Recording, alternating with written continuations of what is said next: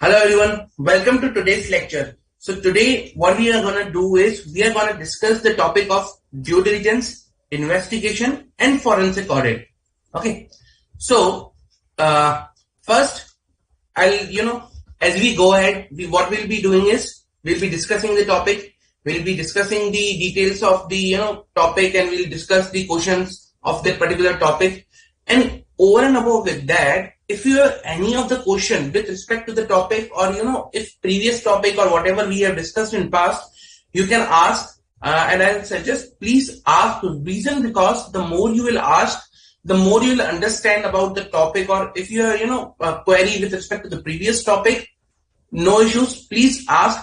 I will try to answer those questions either during the session itself, or either you can say at the end of the session. So, but I'll try to answer those questions immediately. Okay. So, first, out of these three topics, due diligence, investigation, and forensic audit, first I will be taking up with the due diligence. Okay. Now, you might have heard already these three terms: due diligence, investigation, forensic audit. First, you understand what is the difference between these three terms. What is the difference in due diligence? What is the difference in forensic audit? And what is the difference, in investigation compared to even normal audit also? Okay. And I'll explain you with one example.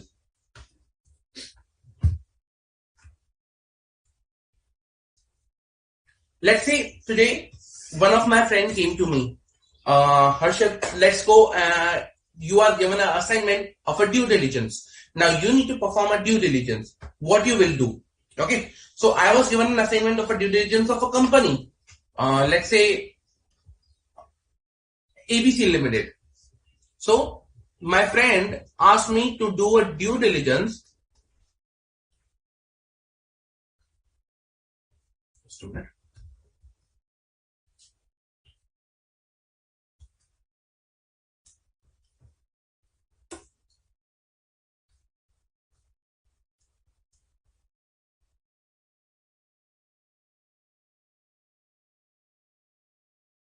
ABC Limited.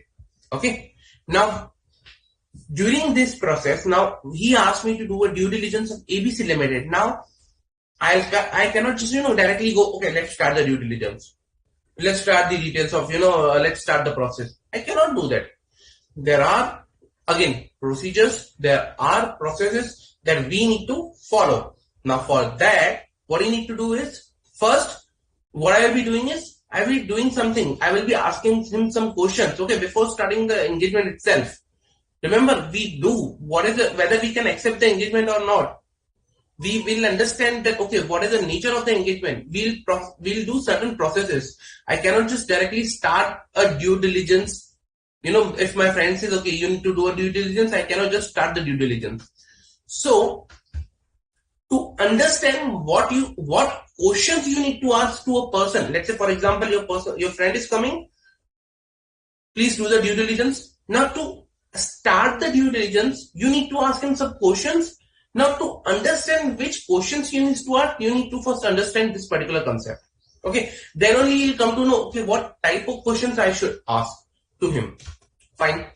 So, if I provide you in a detail or in a summary, what is a due diligence? Due diligence refers to an examination, okay, of all the material facts. So, it's an examination of all the material facts. Okay. Now, this examination can be carried for the various purposes. Now, today I can carry an examination, let's say, for example, for the purpose of financial transaction, can be purpose for the tax, can be purpose of for the admission of partner. It can be for various purposes, but that is the thing that decides the scope of this examination. Today, if I carry an examination for the purpose of a transaction, then the scope will be of that in-depth checking of that transaction. If the purpose of this examination is related with to the admission of the partners, then the scope will be according to that. So the scope of the examination depends upon, the nature or underlying, the purpose for examination. Okay. Let's say, as of now, for time being, the purpose of examination, okay, the purpose of examination, let's say, is it's, of a potential investment. Potential investment, okay, regarding prospective business opportunity, means someone wants to invest, potential investment, like today I can invest, I may invest in a particular company, but that is subject to some examination. So it's on, you can say, there is a prospective business opportunity, means there is an opportunity which will be there if everything goes correct.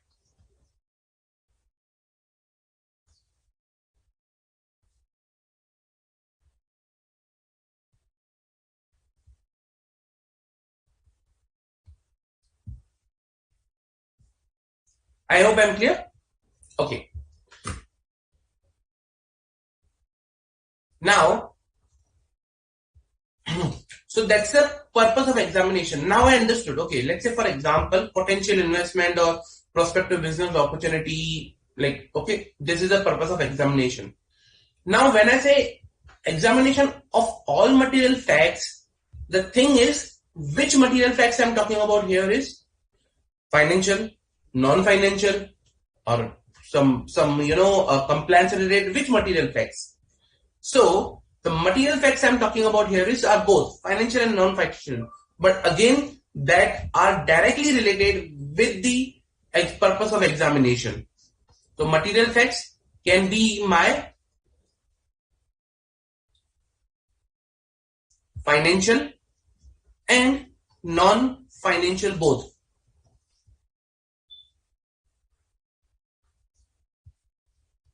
Okay, but they are related.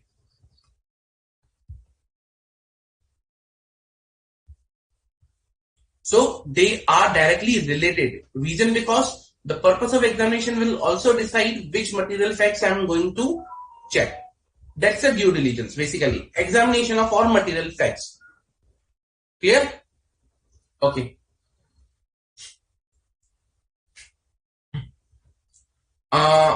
Now, generally, why this due diligence is carried out? Generally, the due diligence is carried out because, let's say, for example, today, if someone is, asking me to carry a due diligence, the behind purpose or the end purpose can be like, to confirm what are the transactions which are present in the business itself. So, for example, today, if, I am being asked to carry a due diligence of ABC Limited, then they are expecting me to check whether all the transactions of ABC Limited or whatever financial statement of ABC Limited today is there is same or not. Means whether what is appearing on the paper on the financial limited, that is the actual thing which is present in the background. That is the purpose of due diligence. That can be one purpose. Okay. Another can be to identify which are the usually they say as a deal killer, showstopper things in a transaction advisory. Now what are these things is, let's say for example there is a multi-billion dollar deal going on for, let's say, merger. Now tomorrow if something sudden comes up, okay, the company is not compliant with this particular thing. Let's say an hypothetical example, in case of pharma companies, what happens is the total business is dependent upon the license. Okay, now tomorrow if two companies are going to get merged and suddenly one of the the company which is going to get merged, a news comes up, okay, their license for a particular drug is expired or their license has been cancelled. It's a huge impact. So they are known as a deal killer, or you can say as a showstopper for the particular transaction. So to identify certain kinds of things, certain kinds of non-compliances, certain kinds of issue in advance before the merger happens, Okay, so that a business can be appropriately priced. So today, if I want to, let's say merge a company, I should be aware what are their issues present in the company, what are the, you can say, problems present in the company. Reason, because if I am aware of the issues and the problems present in the company, I can appropriately quote the price or the consideration of that company. So today, if I will not quote the price or consideration appropriately, then I am at loss. That's why most of the times the due diligence is being carried out by the company who is either acquiring or the company who is getting like other company merge into them. That company is usually like carries on the due diligence, or you can say hires a person who carries the due diligence. Okay, so that was with respect to the the basic understanding of the due diligence. Now, as I said, for the purpose of examination, there can be various purposes I was discussing. Let's see which are these various purposes.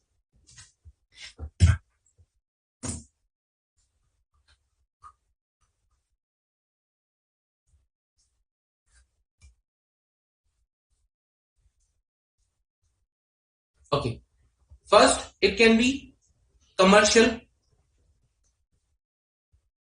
or you can say operational.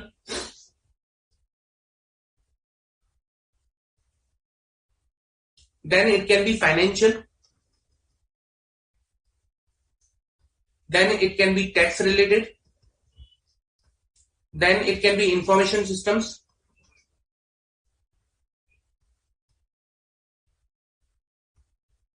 Okay, then it can be legal.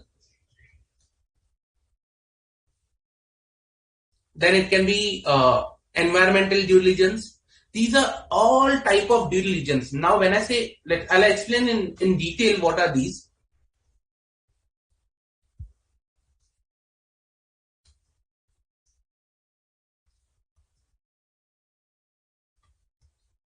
And personal. Okay, so these are the various type of due diligences which can be carried out. Now, let's understand one by one each. Okay, commercial or operational due diligence. What is commercial? As its name suggests, it is performed to evaluate from a commercial. This is performed to evaluate the commercial side of a company. Okay, so for example, okay, best example I can give you here.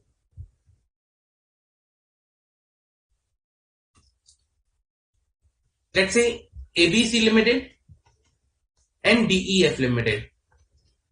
These two are engaged in transport and logistics.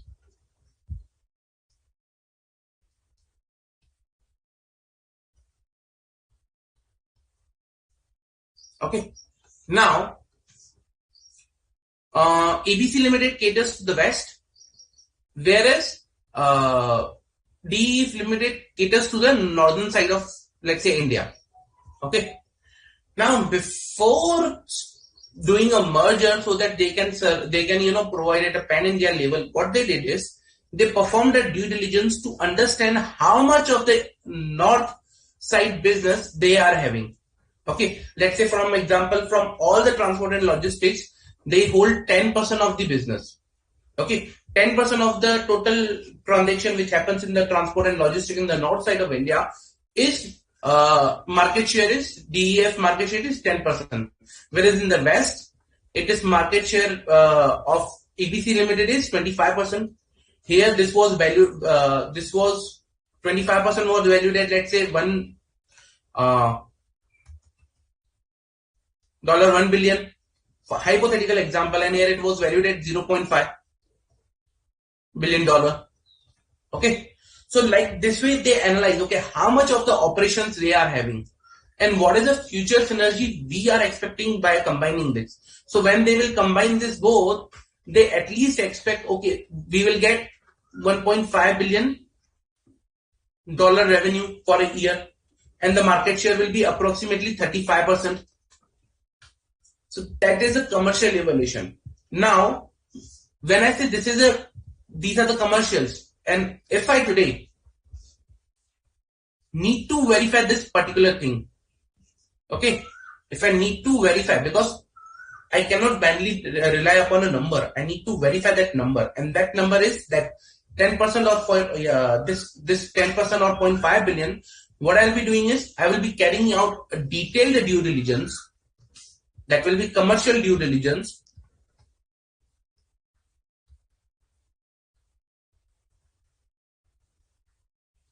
to verify this, that whether 10% or 0.5 billion, is actually present, or whether the company has a capacity to do that much business, or whether the company has that much operational capacity that, even they can sustain this much of amount. A lot of things, but from a commercial side, operation side, whether this logistics and transport service, okay, what is the asset they are having, how much quality of asset they are, what type of service they can provide, whatever they are claiming on paper is appropriate or not. So that all things will be verified in a commercial due diligence. I hope you understand. The commercial due diligence will verify, okay, you can say not verify, but evaluate from commercial / operational side.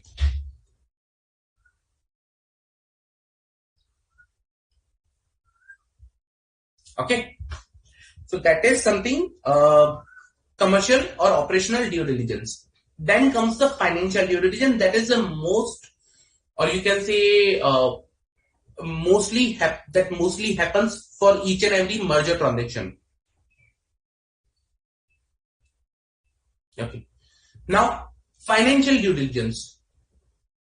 What is financial due diligence? Financial due diligence means it involves verifications of books of accounts, other information, financial information, which is directly impacting the company. So you can say books of account,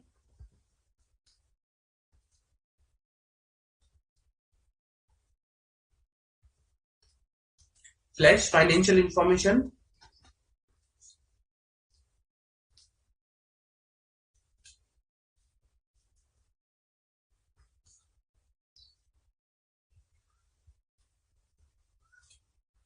are evaluated. Okay.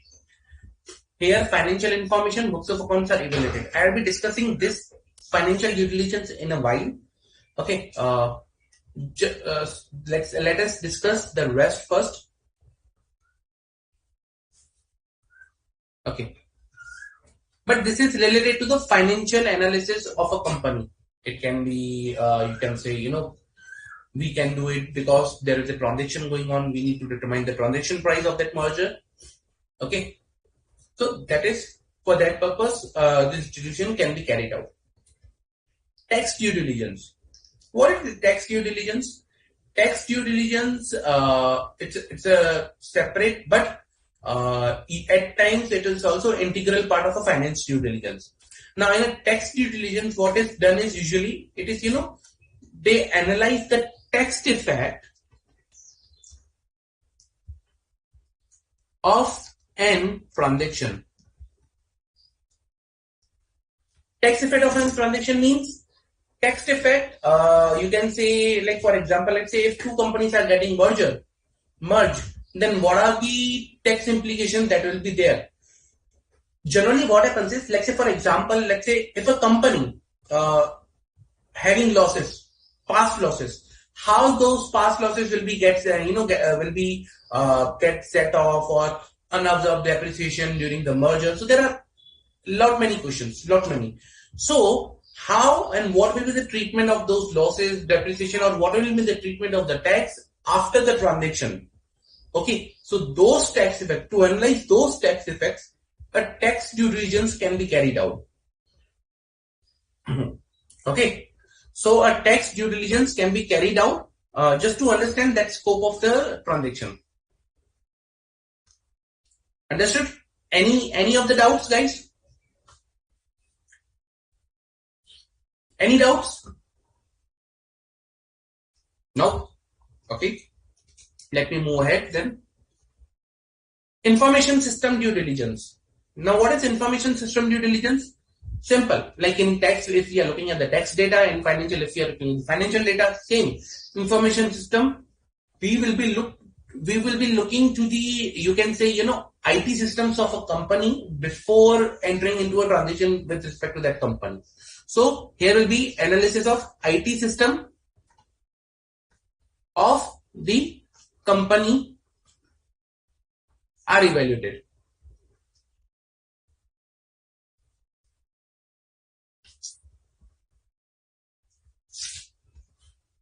In case of legal, okay, in case of legal, what we do is we check the compliances of the laws and regulations applicable to that particular entity. In case of, let's say, for example, telecom industry, okay, so there are various laws and regulations applicable. TRI regulations, okay, circulars issued by DOT, Department of Telecommunications. So various laws, regulations which are applicable to these companies, electricity company, banks. So when a legal compliance is ordered or when a legal compliance is performed, the first and prime most criteria is to verify whether all of the laws and regulations which are applicable to that entity are complied or not. Okay, so evaluation of legal laws is done here. Then environmental and personal. Environmental due diligence. Now there is a concept. Remember, there is an ongoing concept going on with sustainability audit. Okay, environment audit, sustainability audit, or they at times the term which is used is also ESG. ESG reporting. Okay, although they are separate concept, but again, this this particular type of due diligence focuses on environmental audit or environmental due diligence focuses on that how the company is operating on the front of environment. Like for example, what is the carbon emission of the company, whether the company is carbon neutral or not, how much damage the company is doing to the environment while carrying on their day-to-day operations. Okay, how much environmental friendly the company is. So all these questions are asked, or all these areas are generally verified in an environmental due diligence. Nowadays, this environmental due diligence is also a part of ESG audit, which is known as a social, environmental, and economic audit. Okay, so somewhat it is carried out over there also, but again, environmental due diligence focuses primarily on the environment side of the company. Okay, it may be like how it is and how it is good at the environmental side. So focuses on or evaluation of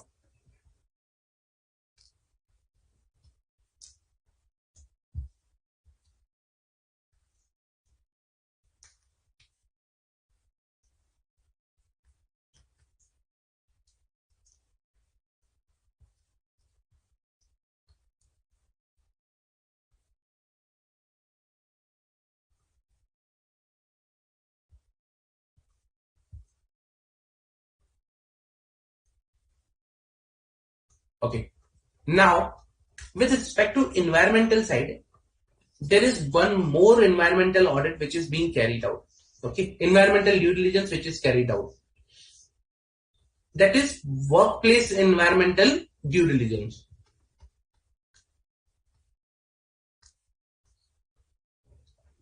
Push it down below.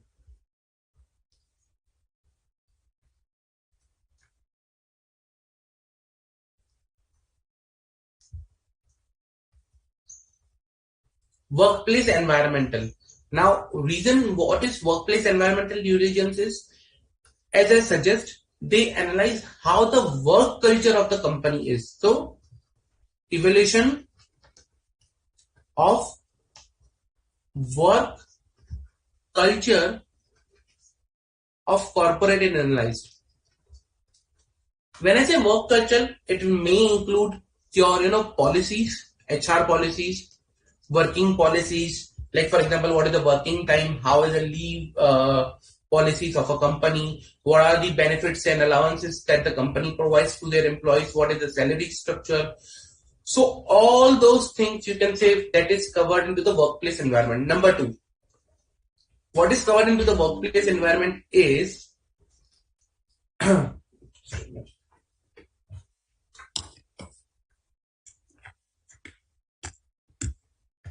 okay.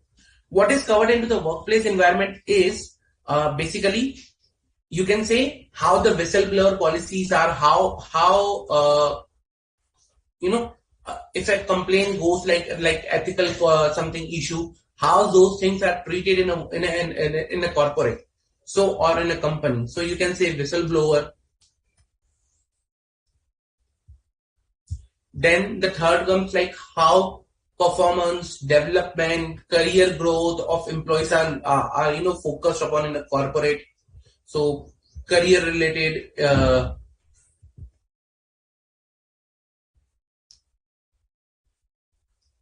policies and processes, those are verified. So that's something workplace environmental due diligence. Then personal. Okay. Again, this workplace environmental due diligence and the personal due diligence, a bit of same, but there is a difference also. Now in personal due diligence, what they do is, first of all, they understand personal or HR policies. Okay. Number two, the prime focus here, or here the focus you can say was to understand how the workplace environmental it is. Whether they will be, the purpose of here, it is to, whether after merger they will be, able to adjust or not. Same here also. Like after performing the due diligence, whether these policies or these persons will be able to adjust in the new company. So for example, let's say IT sector. Okay.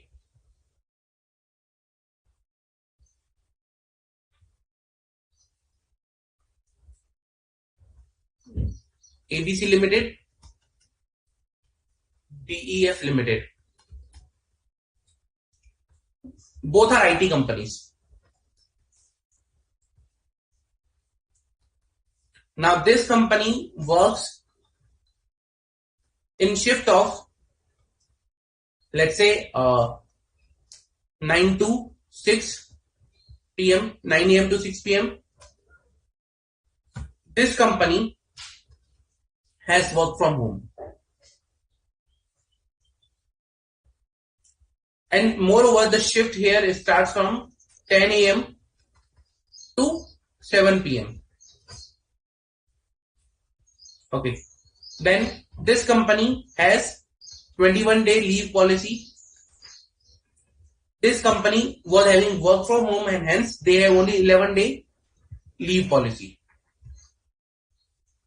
Plus, this company pays additional allowances.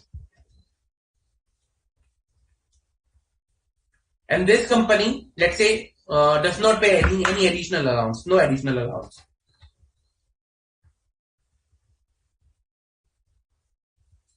So after the merger of ABC Limited and DEF Limited,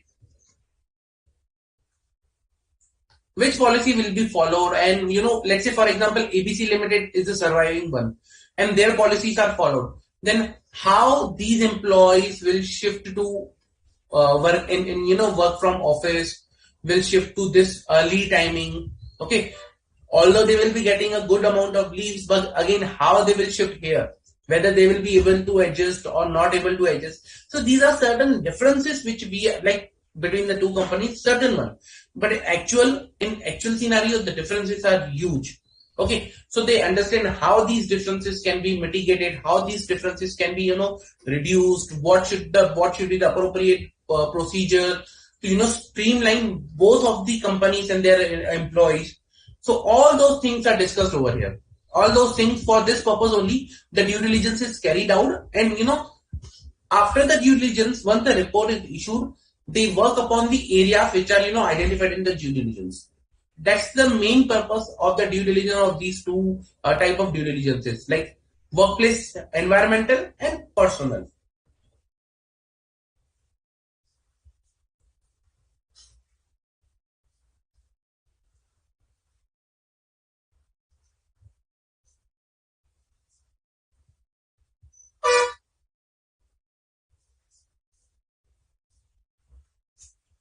Okay. Yeah. So these are the just types of due diligences that we discussed over and above, like in a summary basis. Okay. Now let me discuss the important one from out of this is the financial due diligence. Sorry.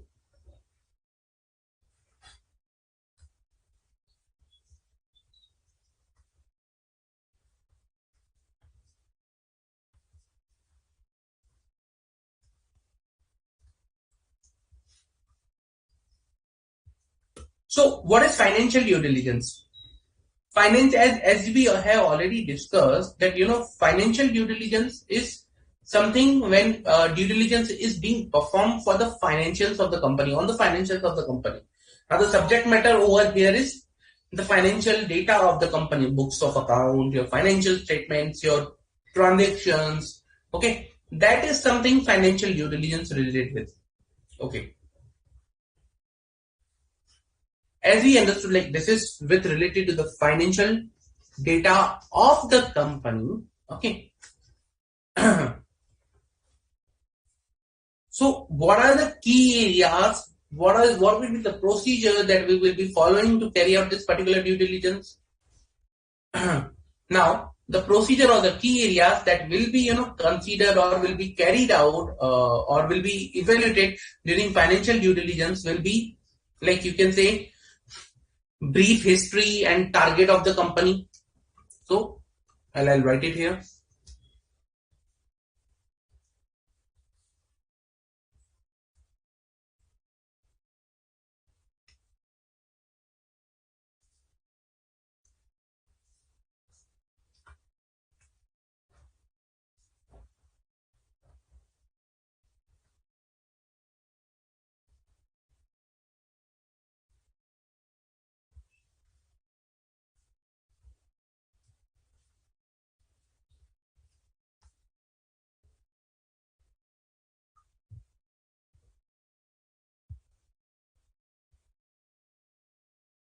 Okay.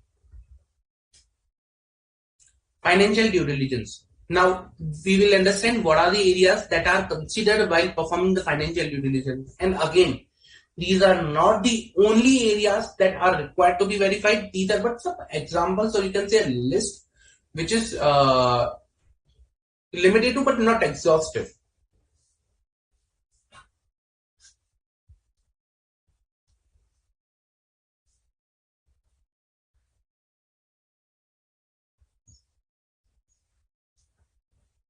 Okay. So first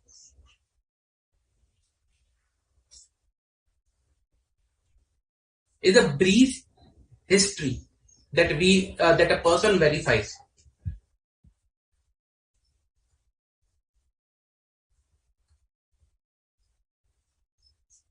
History of company.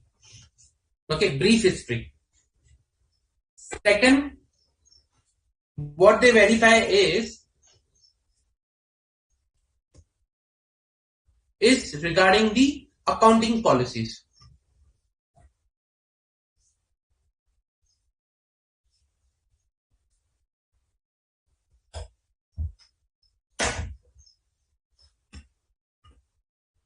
Then they verify financial statements.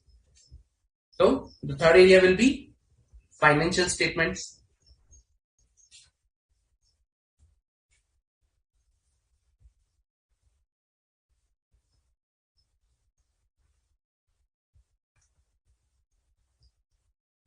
Then they will verify, okay, taxation matters. As I said, taxation is a part of the financial due diligence, but that is not the only thing in the due diligence. Okay, so taxation areas.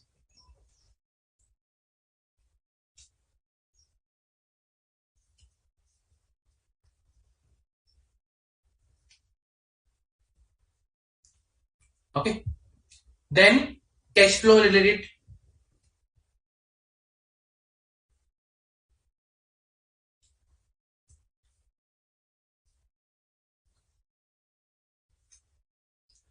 Cash flow related. What will be the cash flow related? Cash flow related means that, okay, I'll understand what is the cash flow of the company. How much of the cash profit the company is preparing or making in a particular year. What is the cash outflow? What is the expected cash outflow for the next 5 years? So all these questions I will be asking in a cash flow aspect of a due diligence. Then financial projections. At times, 5 years of financial projections are verified. So what is the 5 years down the line? What will be the status of the company?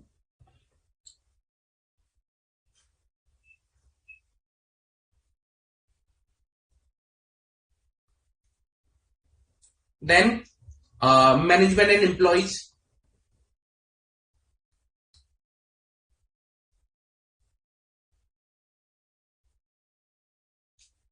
And then statutory compliances, law related.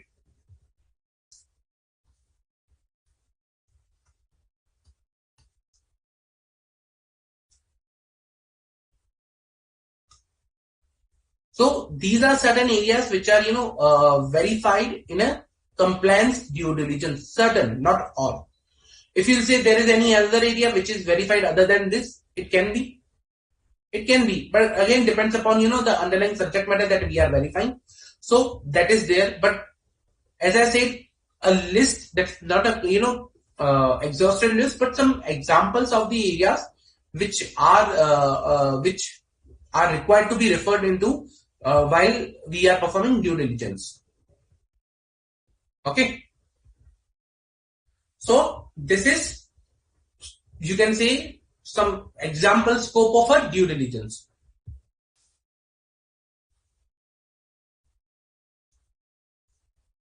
Of financial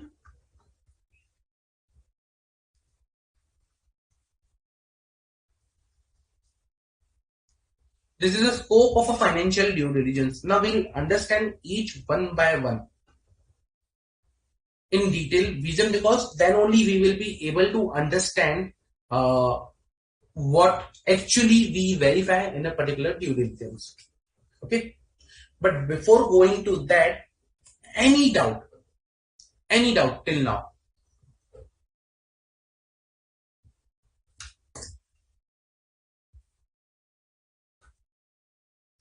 Yes, Saidam.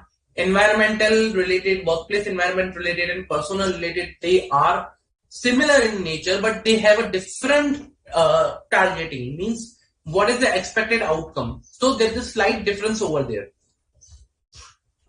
Okay, you can say workplace environmental is bit on the related to how the workplace environment over in the company it is, not only with related to the persons, but around policies like whistleblower, ethics compliance policies, all those things. When I say personal, it's all about the personal, HR related. Okay, that's a thin line difference, but there is a difference. Any further doubts, guys? Any further question?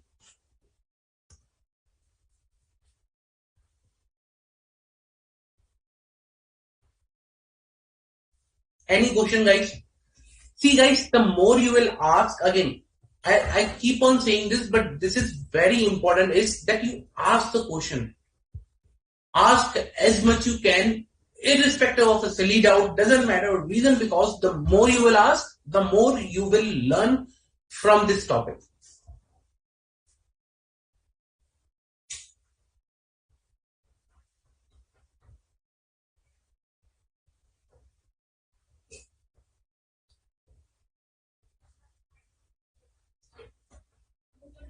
Any doubt, guys? Any doubt?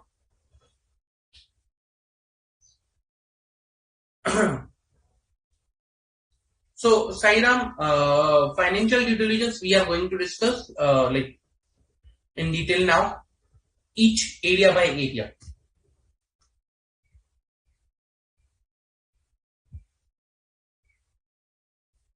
Like this is a scope, and we will be discussing this scope in detail. So to understand what is the, in much depth what we are going to check in financial due diligence. Any further doubt, guys?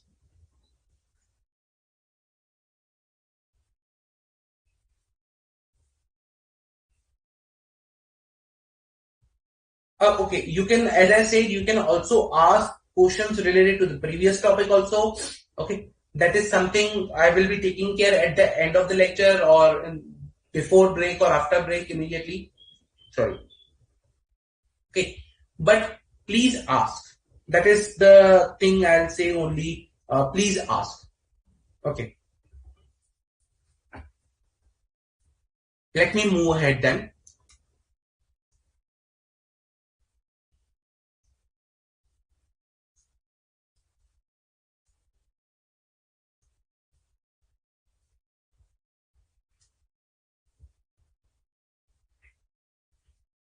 Let me explain you each of the area. Brief history, accounting policy, financial statement, tax matters in detail. Okay.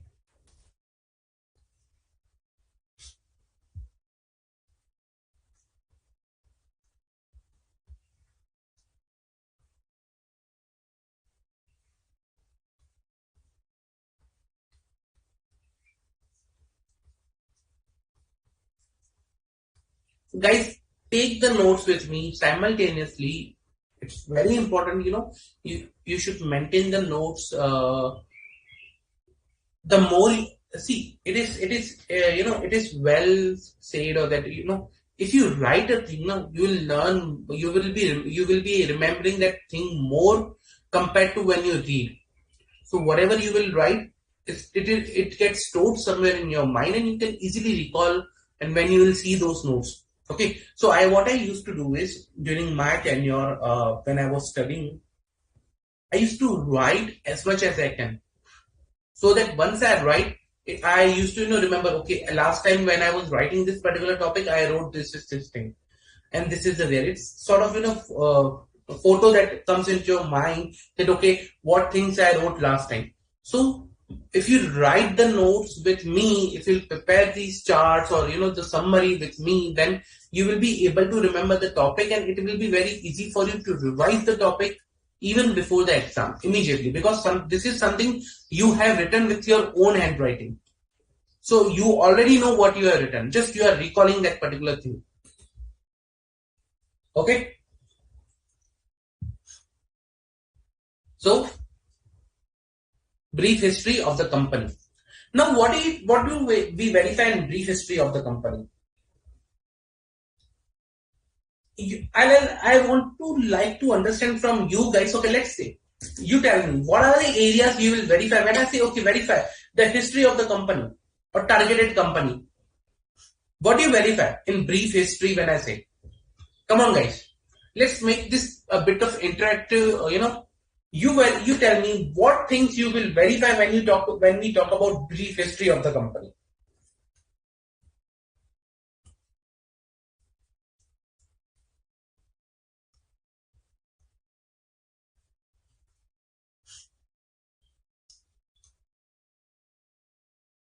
What are the things that you will verify in case of brief history?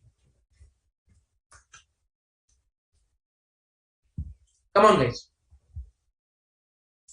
Try, and then only you will be able to understand the concept.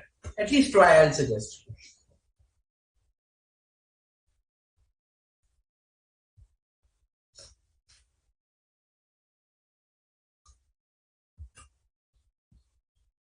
When let's say today I'm coming to you, you perform the brief history analysis of the company or perform a due diligence over the brief history of the company. What will you do? What areas you will verify? What is the thing that you will check for?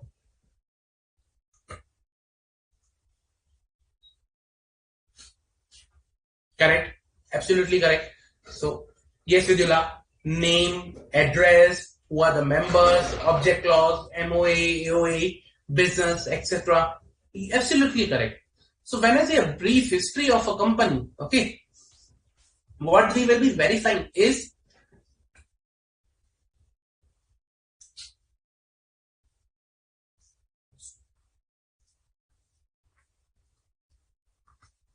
how the company was formed, who are the promoters, okay, who are the promoters, what is the product of company, like what they sell a service, product, trading, what is the product of the company, okay, then what is the market share they enjoy. Remember we saw this market share here, like okay, they have a 10% market share, they have a 15%, 25% market share, 35% total synergy after synergized market share. So what market share they enjoy, okay, then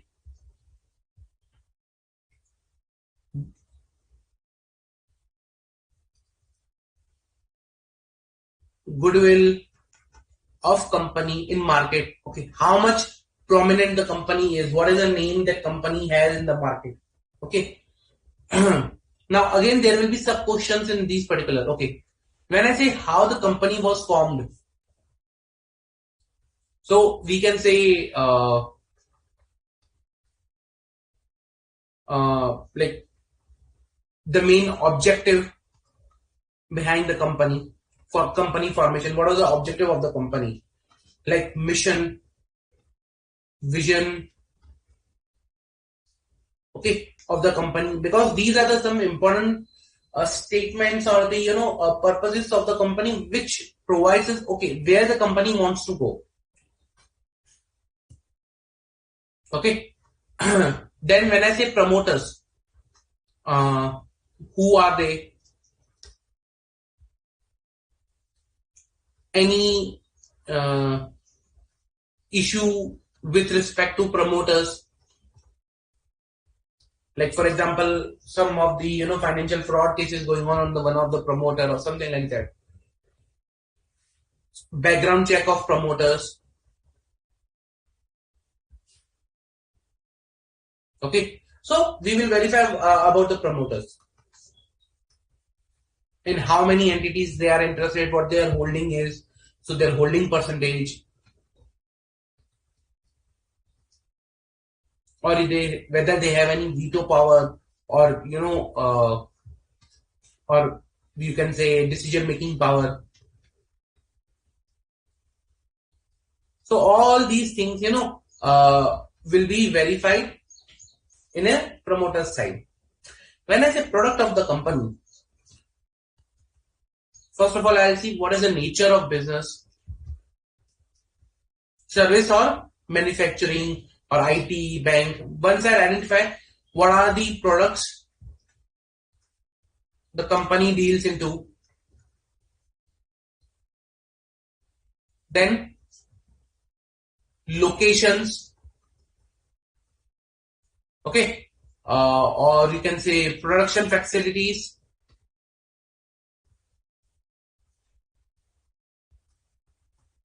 or you can say warehouses, where they are located, okay. When I say location, which location the company caters to, north, west, east, south, where the production facility of the company lies, where are the manufacturing plants of the company, where are the warehouses of the company, all those things will be verified over here. Even what is the where are the head office of the company, all these things will be verified, okay. Then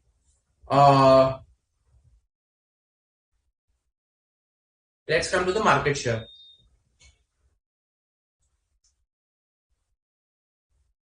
When I talk about market share,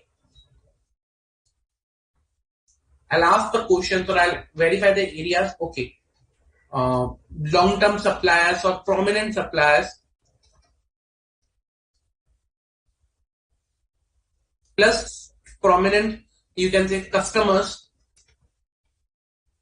of company. For example, let's say I actually manufacture, let's say for example, white cloth. Now that white cloth is, the prominent use of that white cloth, or you can say the product I prepare is the hotels. Hotels, they ask me, the major customer for me is the hotels. They purchase these white clothes. Okay. Now, so my prominent customers will be the hotel industry, and the prominent supplier will be the, let's say, most of the things I purchase from a particular state or from particular a market in a particular state. So that will be my prominent supplier and prominent customer.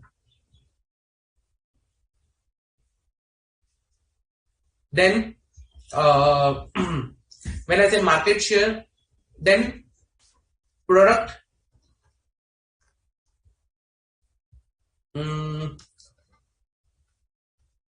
life cycle. See, each and every product has a life cycle. We have already studied, from start to the peak period and to again declining, in which life cycle my product is. If today I say my company is preparing pages, the old pages, today the product life cycle is that product is obsolete. Okay, so that product doesn't have any value. In the same way, what is the product life cycle that the company is into, like regarding their products? So that is the most critical thing to understand, reason because that only provides the background. Okay, what is the future viability of the company? Most of the products, if I are in the declining phase, then I need to bring up some new products, or I need to revamp the products so that they should start their product life cycle again.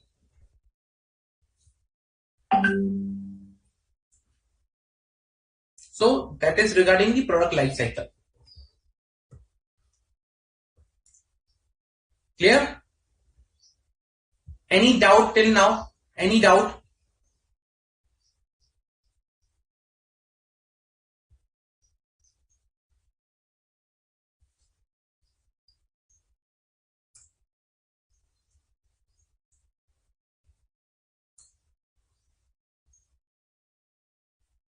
Any doubt, guys?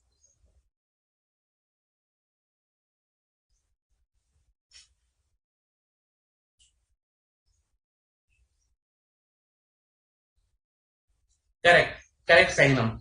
Who is the promoter? What is the vision and mission of the company? What are the products they're producing? All those things we will be verifying the brief history. It will be the background about the company, background check, you can say.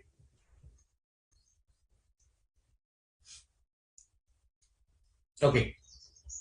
Then when I talk about the market share, the another area that I will be verifying is, okay, whether any franchisee system is there, okay, or licenses the company provide or company has obtained to operate, any patents that company is using or providing.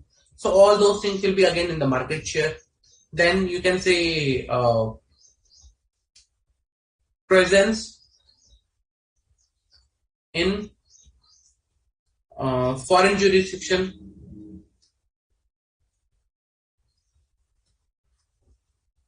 whether in India the company is only available, whether outside India is also available.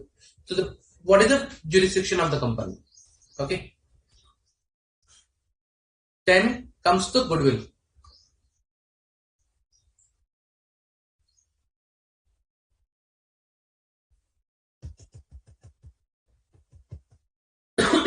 Sorry. Sorry for that. Okay. When I say goodwill of the company, goodwill comes with the continuous service that the company provides, or the name that the company creates in the market, the trust that is there with respect to the brand. So what are the brands which the company has in the markets? So brands present in the market. it may happen that the company name is one thing and they deal in the multiple brands. Okay. If I have to give you an example, let's say for example, uh, very prominent and famous example is Reliance company. So they deal in the brands of like Geo. Brand can be different with respect to the name of the company. So there can be multiple brands which can be present in the market for a particular company. So what is the brands present in the market? Then what is the goodwill, or you can say trust in the name of company? So there can be various factors that can be looked into while we are talking about brand of the company or goodwill of the company. Understood? This is a brief history or background check of a company. Brief history and background check that we are talking about.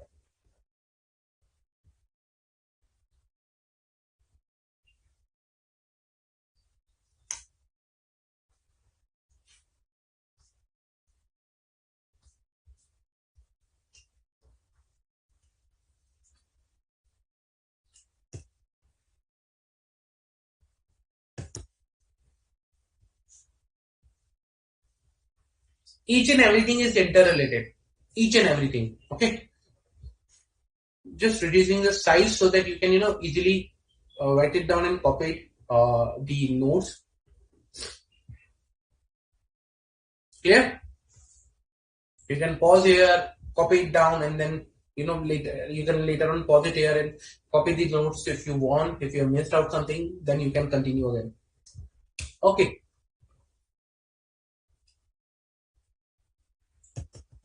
Now this was about the brief history. The second area that we discussed is accounting policies. So we discussed, okay, what is the brief history? Now it's turn for the accounting policies, second area.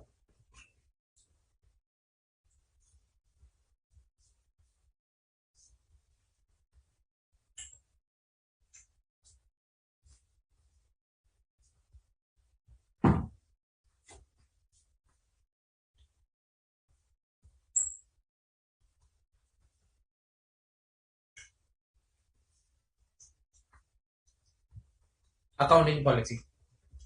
Okay, accounting policy. When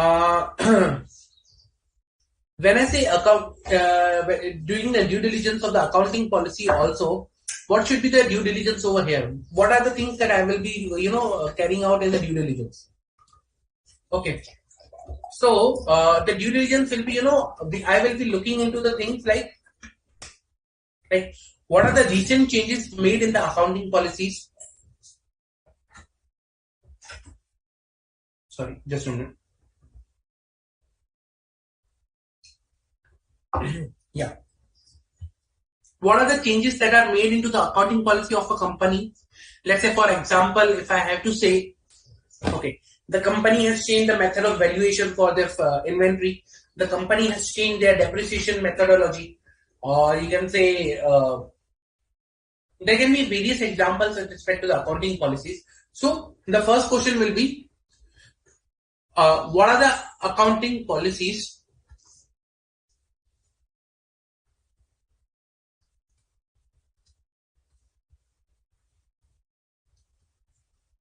followed by the company? Okay, what are the accounting policies followed by the company, and some of the important critical accounting policies related to the area like revenue recognition,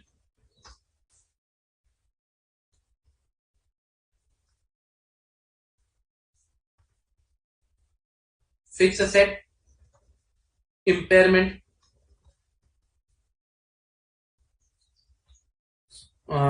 then valuations.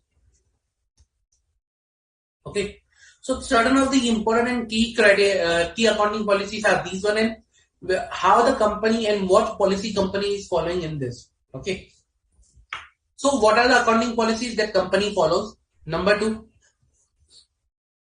changes in the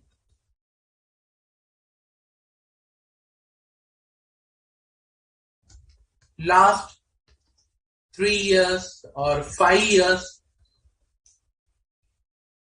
changes made. What are the changes which are done in last 3 years and last 5 years from the point of view of company, okay, in accounting policies? Their material effect. Let's say, for example, some of the policies were so crucial that it had a material effect on financials. So what was the material effect? Now, when I say material effect, we need to quantify that material effect. So quantification of material effect. How much it impacted to my profit in that particular year and in subsequent years. That is a quantification I'm talking about. When I check quantification, analysis of the impact over on my profitability for the current period, for the future periods, that is something quantification. Okay.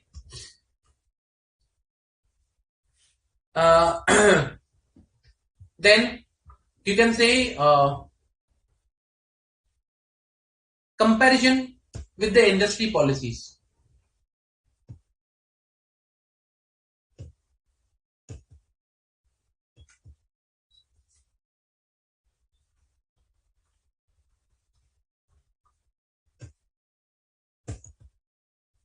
Comparison with the industry policies. Okay. What are the policies which are being performed or being adopted in the industry? So policies being adopted in the peer companies / industry. Okay. So these are the certain things that you will verify from the accounting policy point of view. Clear? Any doubt?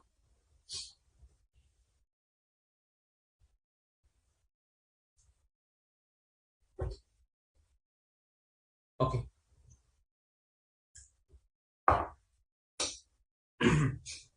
Then the third area that is for financial due diligence is the financial statement.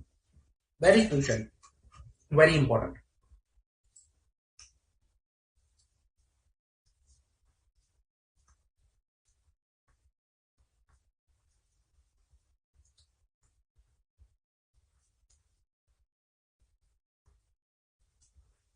Financial statement review.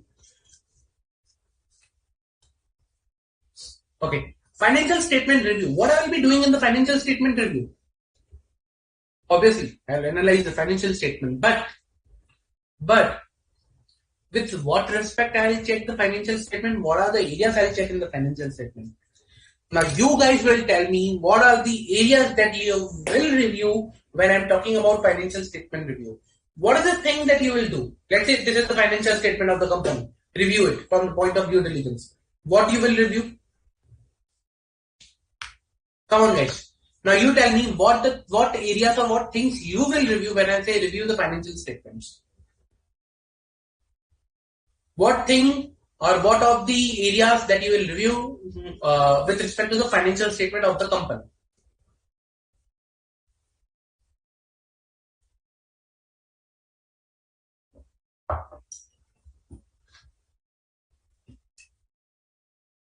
Come on, guys. I'm waiting for your answer.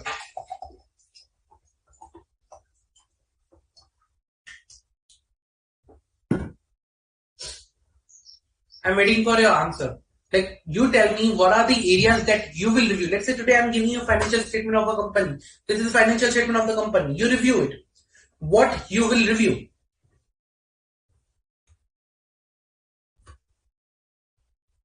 Ratios. Correct. Correct, Gurpreet. Ratios. I will verify ratios. What else?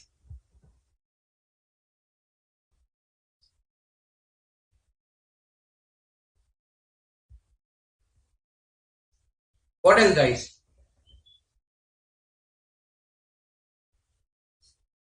I got one of the answer, but what other than this, what we will verify?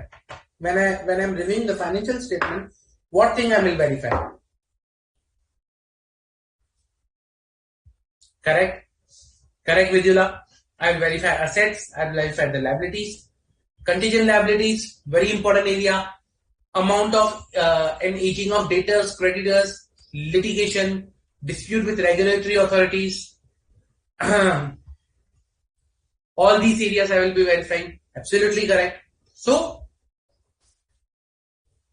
if I have to summarize, what I will be doing is when I will be doing financial review, first I will be verifying that financial reporting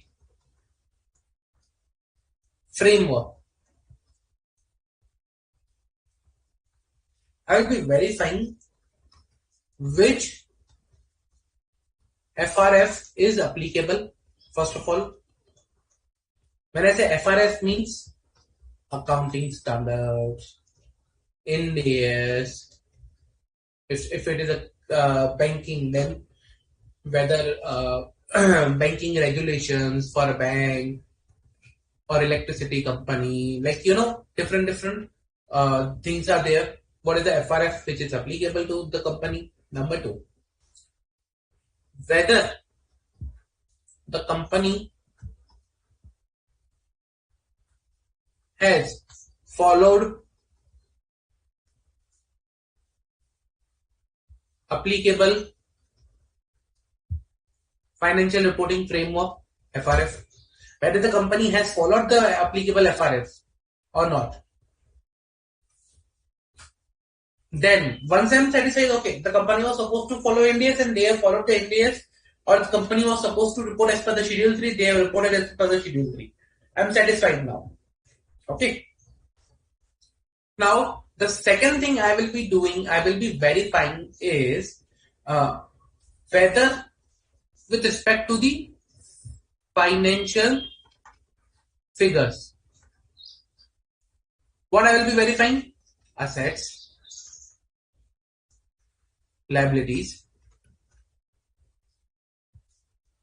again, incomes,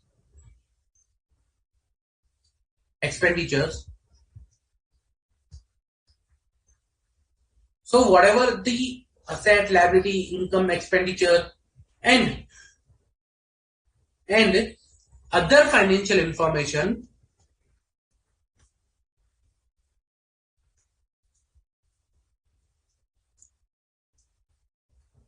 reported by the company in financial statement. I'll verify all those things.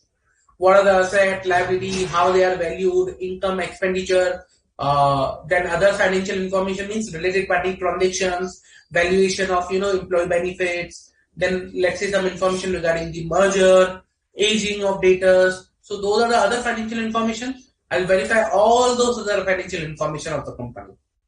Okay. Then also with the financials, I will be focusing on profit for the period. What is the profit that company is earning? Whether it's a company loss making, normal profit making, all those things. But when I say profit, the profit doesn't stand over here. It's not only the one thing I verify in the profit. Now the next area, once I analyze the financial figures of the current year, I'll do comparison of financial figures of financials. Now how comparison will be done? First, I will be verifying with the budget versus actual. Like what was the budget for the company, what company budgeted or planned. At times it is also known as planned versus actual. Okay. What company planned, what was the, you can say, like planned capacity of the company or budgeted capacity the company was going to perform. What was the expectation of the company before start of the year, budget versus actual. Second, comparisons with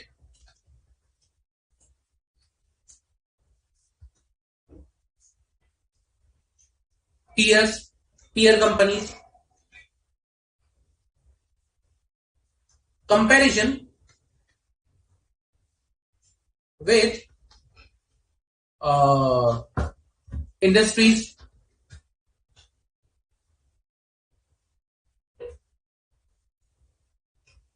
then you can say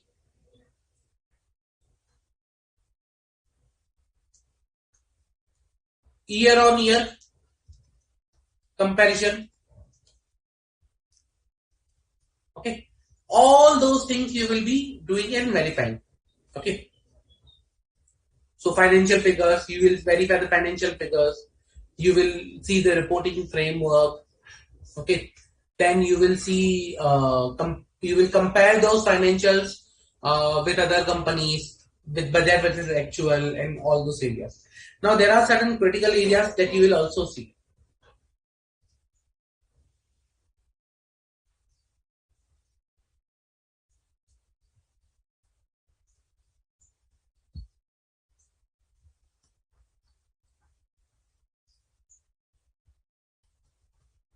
Other financial reportings, usually subject to the, usually what we do is we do audited, we verify audited annual financial statement. Okay, you'll say annual audited financial statement, maybe in standalone, maybe consolidated. You will take that and verify. But other than that, there are other documents also which contain the financial information. We need to verify, and that is the thing. Let's say annual report,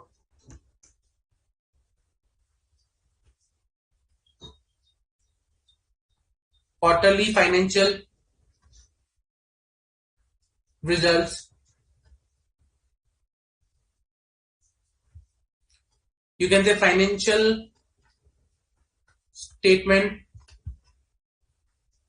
submitted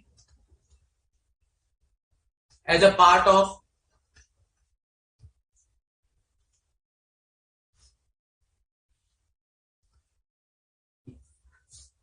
draft red herring prospectus. Okay, when there is a red herring prospectus and there is a draft red herring prospectus submitted, so financial statement submitted with DRHP to.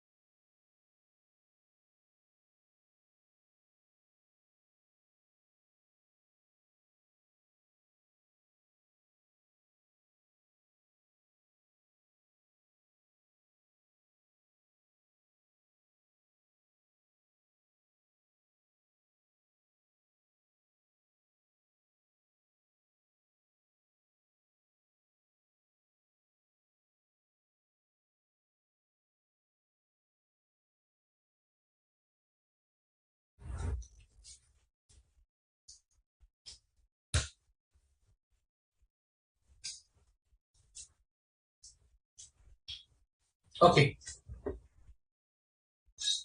okay. So yeah, so these are the, I was discussing about the areas that I need to verify with respect to things like it can be financial figures, comparison of financials, other financial reporting items. So all those things are there that I will be verifying.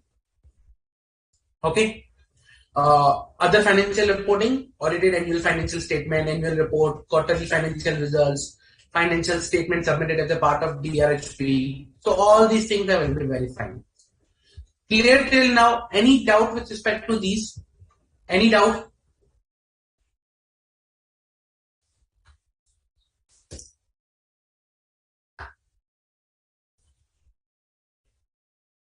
So yeah,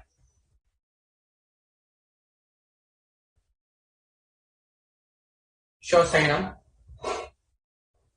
Correct, Mahendra. Basis of inventory valuation. So valuation is one of the important areas that we'll see with when I say asset liabilities and you know verify the asset liability, verify their valuation, their existence. Okay, whether they are reported appropriately or not. Yes, Sainam. So yes, as I said, when we do a comparison of financials, so we compare with budget versus actual, comparison with peer companies, comparison with industries, year-on-year comparison, that all are done. Okay. Any further doubts, guys? Any further doubts?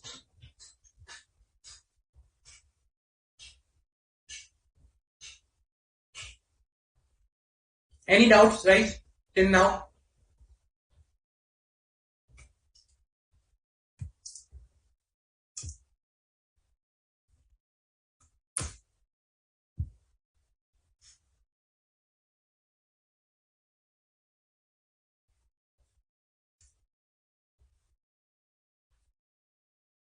No? Okay. Let me then take the third point.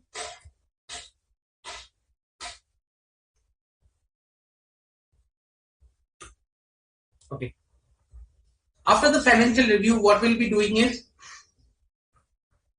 one of the critical areas I can say, okay, is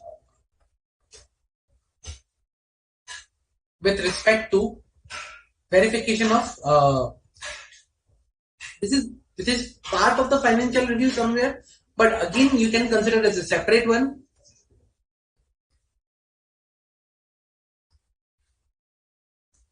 Verification of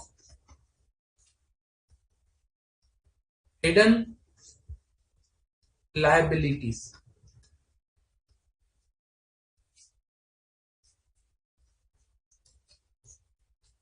Okay, verification of hidden liabilities. Now, what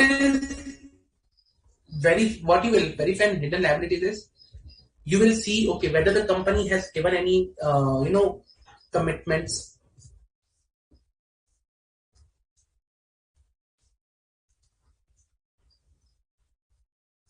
to any let's say vendor or other company with respect to any of their liability, whether any commitments were given, or you can say any guarantee was given which is not appearing in the books of account. Generally these are off books of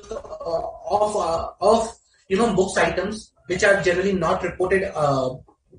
There are provisions for reporting of commitment and contingent liabilities, but at times company purposefully do not report these items, because if we see if we disclose that these are the contingent liabilities that the company is having, then it may impact the company's position, or it may happen that people or investors who are looking into the company's balance sheet, they might not invest. That's why the company purposefully at times do not report these items. And for due diligence, at times has a goal of identification of these hidden liabilities. So it may happen, okay, I am being given the assignment of due diligence, and I am being asked specifically to verify what are the hidden liabilities. That's a crucial area, hidden liabilities. Then guarantee, let's say letter of comfort,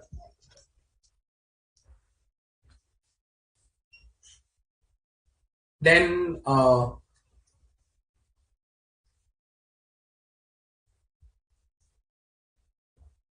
it may happen that company might have entered into an agreement or contract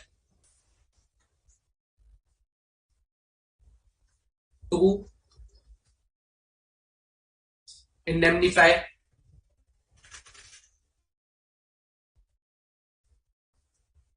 the losses or damages. Okay, then it may happen that pending litigations.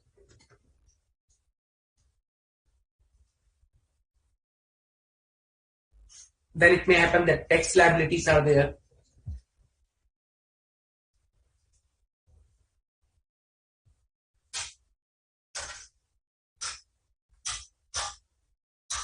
Agreement to buy back.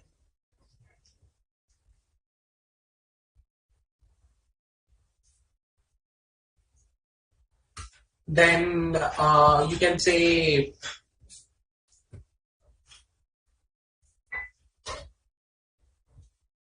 future contracts. So these are certain, areas where the company will incur liability in the future. But as of today, there is nothing. But there is a commitment from the side of the company, which will impact into a financial outflow. Okay, these all may result into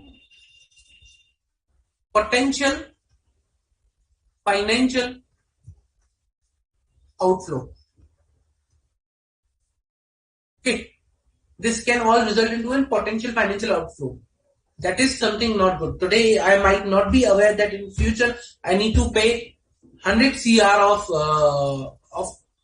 amount to a particular vendor because I made a commitment in past, and he was supposed to provide me goods. So as of now, I'll not record any liability because he has not provided me the goods. But later on, if I cancel the contract, there is a charges or penalty that I will be levied upon. And there are things that I need to verify from that angle. So this will be regarding verification of hidden liabilities. Any doubt?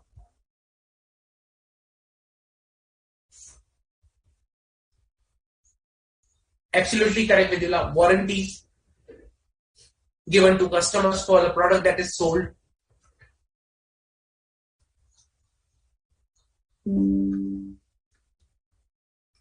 Warranties is one of the important areas that is required to be recorded. But usually for warranties, appropriate provision is made. So when you will be verifying the financial statement, okay, what you need to do is whether the warranty provision that is made is as per the appropriate policies. The company policy for the warranty provision is appropriate. So there will be 2 to 3 areas mixed with respect to the warranties. Any other doubt, guys?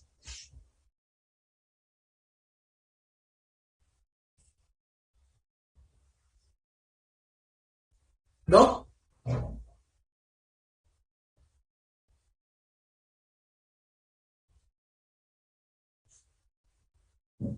Okay. So this was verification of hidden liability. Let's do one thing. Let's take a quick 10-minute break.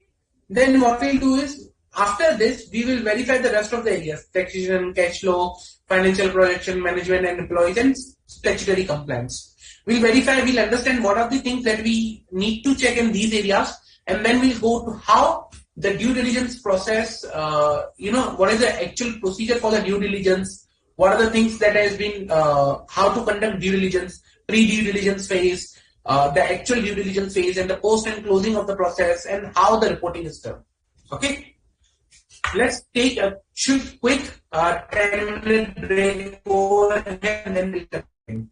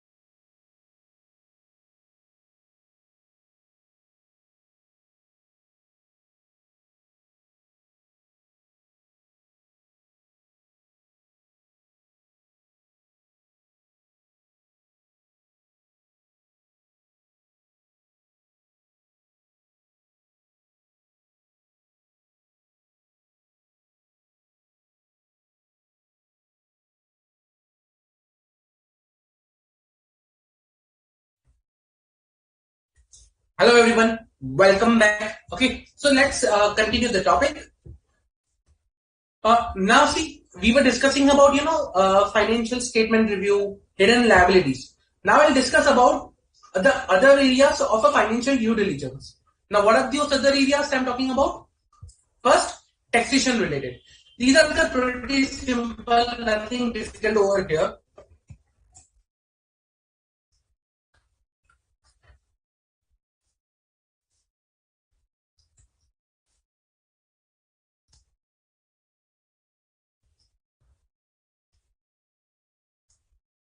Okay, taxation related. Now, what is the taxation related thing that we will be verifying in a due diligence will be, let's say, taxation due diligence is also a separate area, but if you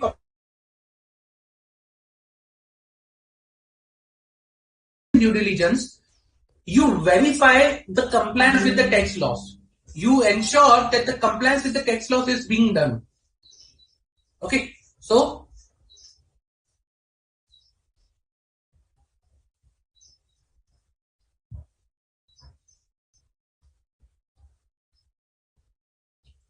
compliance with the tax law is one of the thing important check that is verified. Second, when I say compliance with the check laws, compliance with the tax laws, that will include my tax payments, pending litigations, then tax returns or filings. Okay, then previous non-compliances. All those areas I will be verifying.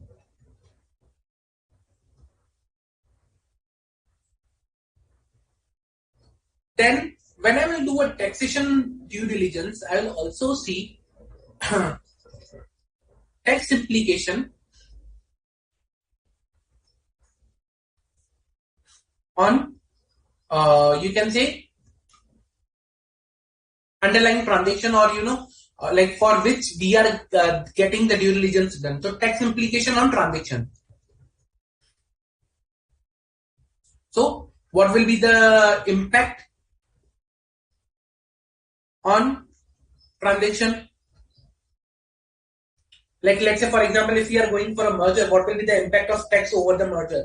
Let's say direct tax, indirect tax, whatever the taxation laws are applicable. Number two, post transaction, the taxability analysis.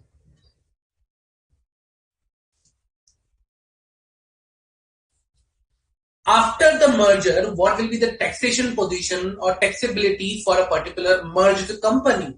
Whether the benefits that I was receiving before the merger are the same after the merger. Let's say, for example, if I was getting some additional or specific deductions under Section 35, that scientific research, or let's say some, that some specific section of 35 are there. Okay, where I am getting, additional deductions for the expenditures that I have incurred. Okay, or some special exemptions I have been getting. Now, what will be the benefit, or you can say what will be the validity of those exemptions, special deductions, additional deductions, expenditure post merger? Okay, so accordingly you need to analyze the transaction. The analysis of the transaction is done. So post transaction taxability analysis, that is one of the critical area of the tax implication from the tax due diligence point of view. Clear? So these are the two areas. First, the tax implication of the transaction. Number two, with the tax compliance with the tax laws. Then cash flow review. What will be reviewing? I will be reviewing in the cash flow. Current position.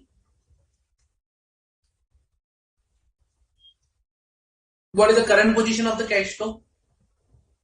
Then what is the, you can say, comparison comparative position,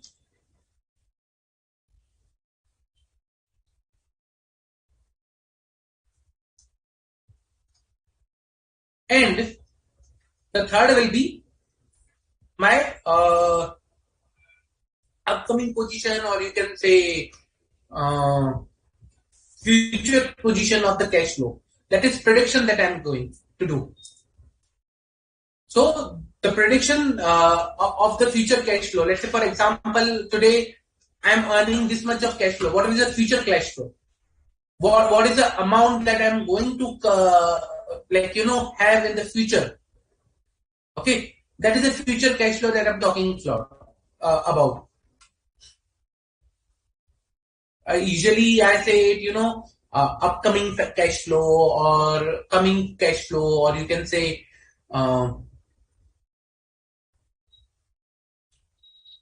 predictive cash flow.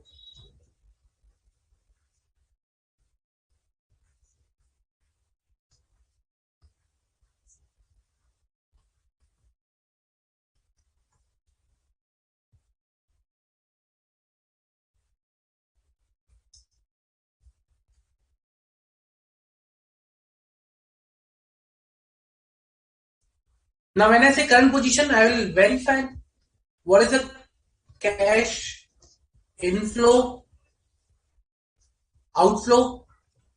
Okay, not only cash inflow, outflow, but the various aspects of the cash flow. What are the various aspects that we see while preparing a cash flow statement, guys?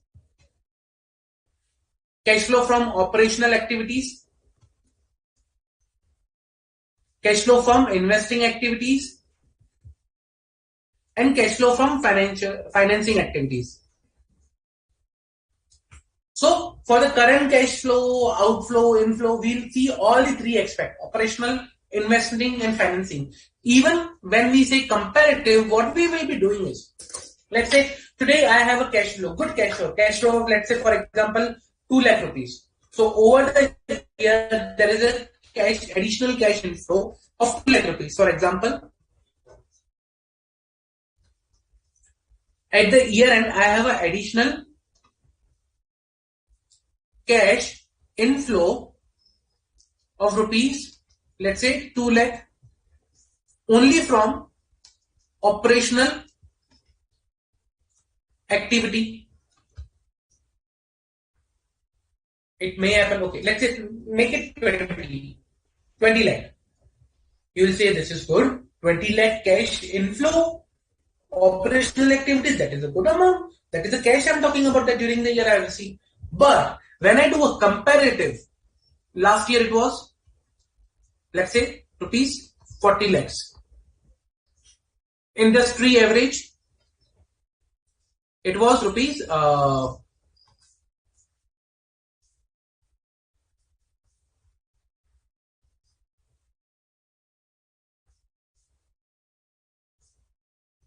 let's say industry average is per year rupees 60 lakhs. My peer, let's say XYZ company, their financial statement shows me that okay, they have a 75 lakh additional cash inflow during the year from operational activity. Where do I stand for today? 20 lakh rupees. Okay, so today current rupees 20 lakhs. Now, when we analyze this 20 lakh, first we identify whether this number is correct. So that is the current position. We validate, okay, this current position is accurate. That is the current position. Then we compare this current position with various standards or with the comparable numbers. That is a comparison. I do comparative position of company. Then comparison with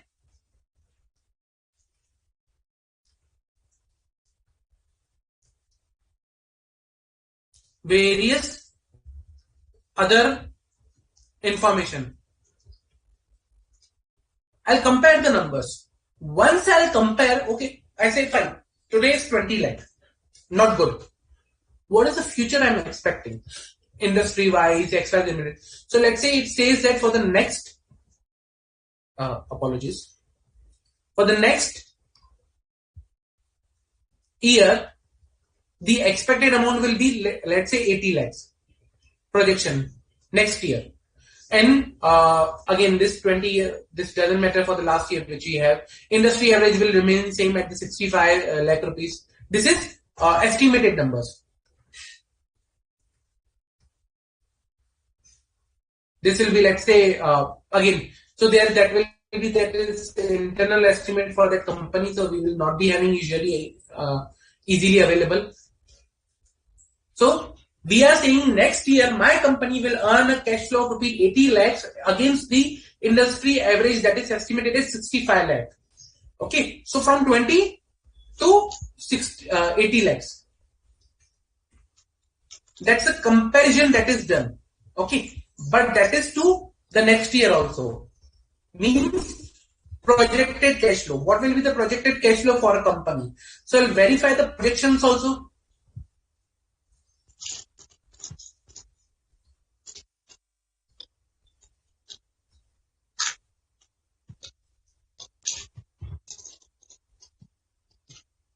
I'll verify the projections also.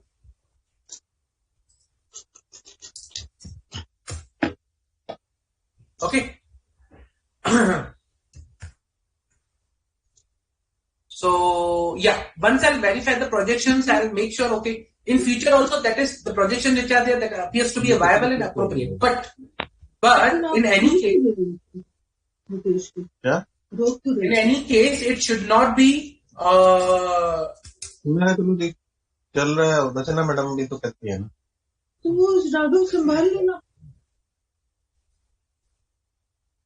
बल्कि अच्छी बात है, उल्टा काम set हो रहा है, सारी चीजें मेरे हाथ में कुछ भी नहीं है, रचना मैडम को बताइए.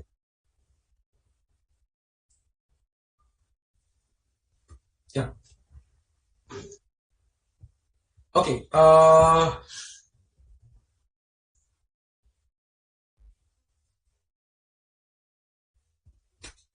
So that was with respect to the cash flow. Okay. Comparative, current, comparative, and coming. We used to say triple C for the cash flow. Current, comparative, and coming cash flow. Clear? Any doubt?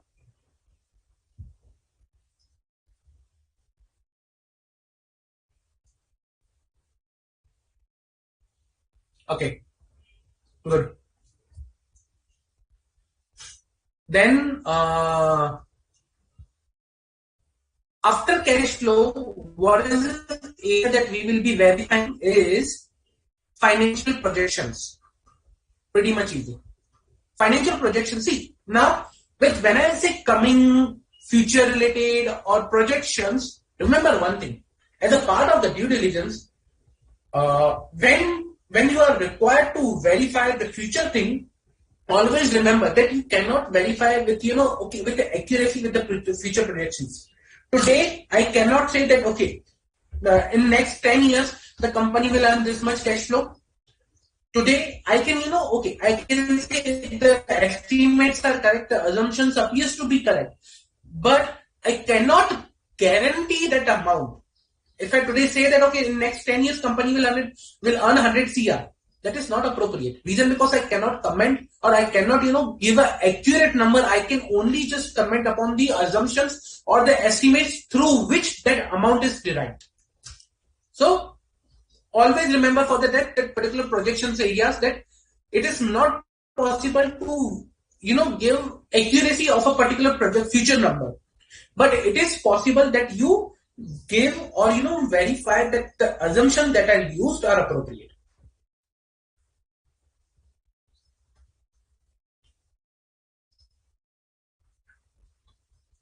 So what we'll be doing in the financial projections? Okay. Future projections. In the future projections, we will verify what are the assumptions and estimates made and what is the outcome. Outcome means, for example, today if I'm saying I'm going to, company has made a future projection of, let's say, next 5 years, the company is going to earn 10 CR of profit, cash profit. Now I'll verify what is the assumption and estimate that are being made. Once I identify the assumptions and estimate, then what I'll be doing is I'll verify if estimate is changed. Okay. Remember, there is a concept, we do a variance analysis. If you change a particular estimate, how much of the amount actually changes? Not variance analysis, that particular term, but it is, something sensitivity testing, sensitive testing it is called. That if you change a particular estimate, how much of the final outcome changes? Okay, sensitivity analysis. So you perform that sensitivity analysis and you will derive 3 options over here. Optimistic, okay, then pessimistic.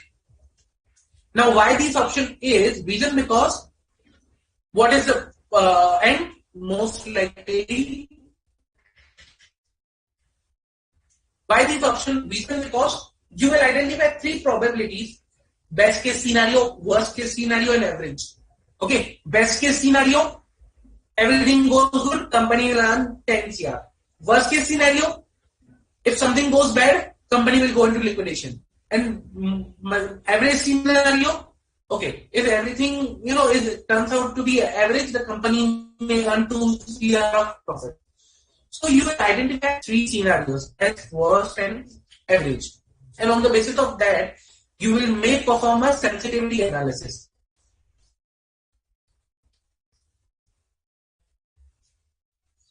And you identify key assumptions, key estimates, and you will see how those key estimates and key assumptions are placed or are defined. That is something you will do with respect to the cash flow. And you will, directly link that with your outcome. That is the financial projection that we do.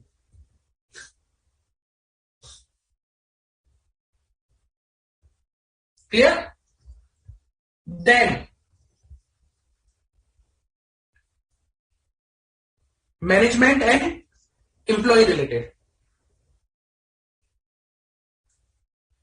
So management and employee related, simple. Remember we saw about workplace and personal due diligence. Same I'm talking about over here. So what I'll be verifying is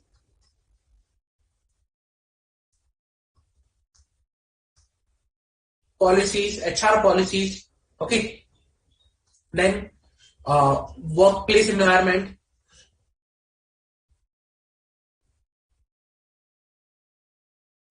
working culture,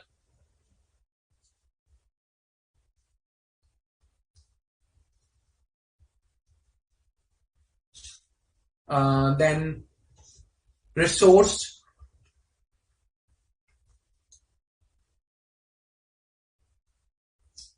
availability,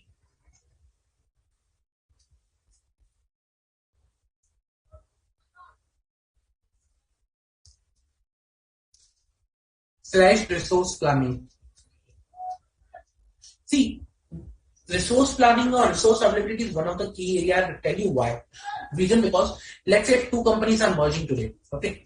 If 2 companies are merging today, I'll explain you with example.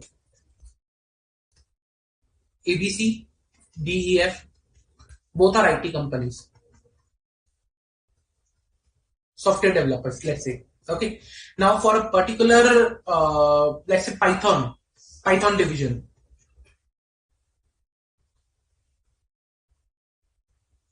Both companies have 40 employees. Both companies already have their Python division. Now after synergy, after merger, a new company will be formed, ADF, let's say Limited. And they are estimating that they require for a Python division, they at least require 60 employees. Not more than that. Because if they go more than 60, they will end up, having a higher cost of employee cost. But their, their requirement will be not that much. So what they will do out of this? Now they have currently they have a total 80 employees. If they merge, if they have a synergy, but their requirement is 60, not more than that. Why a company will go into a merger where they need to pay additional amount for the extra 20 employees as an employee cost? Either they will be having two options: retrenchment, like okay, they might offer the employees to they cannot continue, they need to find somewhere else if the labor laws permit that, okay, or they need to transfer those employees, 20 employees, to some another division, XYZ division, for example. But again, those employees should be comfortable enough or capable enough to perform their duties in some other division. So this is very critical area. Resource planning and resource availability is a very critical area for each and every company. What is the available resources, required resources,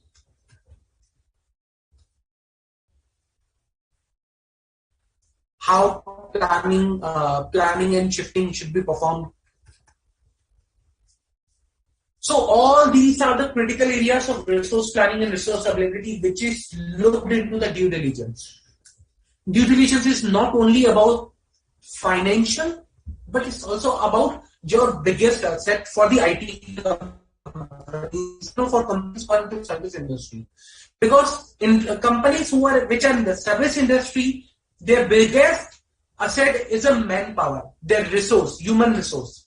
And their planning, their analysis, their due diligence is very critical.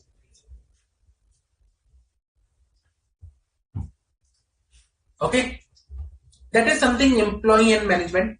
Then the last area, which is statutory compliances.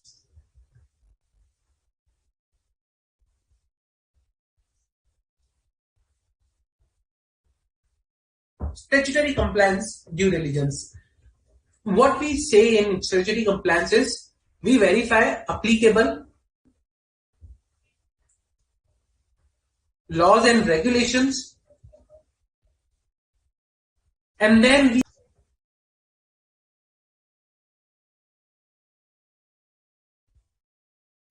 we compliance to those applicable laws and regulations. Applicable laws and regulations. Second, compliance to the applicable laws and regulations. These are the two areas that we verify. Okay, for statutory compliance due diligence. So this is how a financial due diligence is done. This is how a financial due diligence is carried out.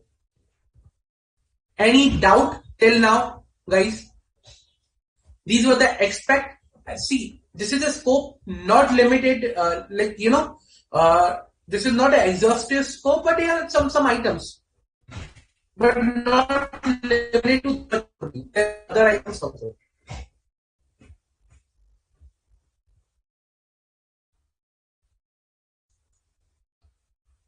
Clear? Any doubt till now?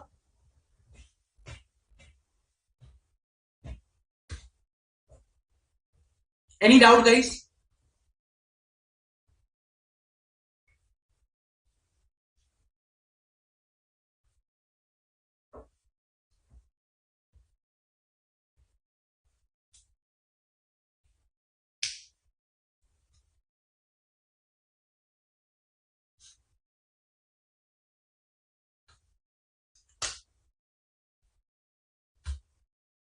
Okay.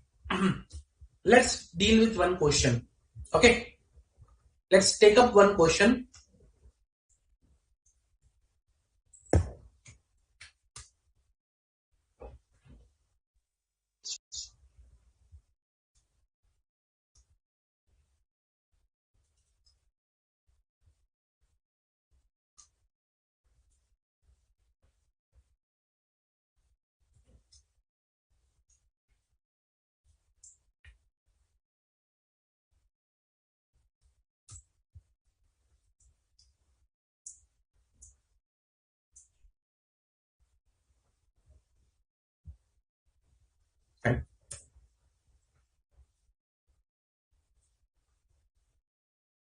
Let's understand the question first.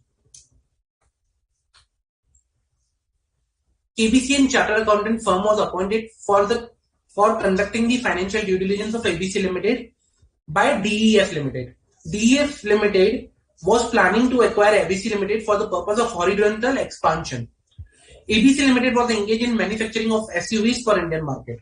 ABC Limited was having 35% market share in SUV category. Now DEF Limited was into manufacturing of cars for normal and luxury section. Both companies were having a good reputation in the market. However, due to technological changes and due to changes in consumer preference, it was seen that the consumer were more shifting towards hatchback and sedan compared to SUV. As a result, DE Limited, before acquiring ABC Limited, decided to go for financial due diligence, under which it is expecting that the financial due diligence auditor is required to perform the due diligence of all the areas, including but not limited to future performance, company operations, and management decision making. Okay, all the areas, including these three areas, that future performance, company operation, and management decision making. Now, Mr. K, signing partner of KBC and Company, during his initial kickoff meeting, presented and emphasized to the directors that the strategy which is being used for due diligence is standard strategy designed for all the due diligence processes and assignment. Also, he explained that this strategy covers all generic areas that are sufficient for a due diligence. Based on the strategy, standard strategy, okay, the following areas his team will be covering in the due diligence. What are those areas? Brief history, accounting policies, review of financial statement, financial projection, and statutory compliance. However,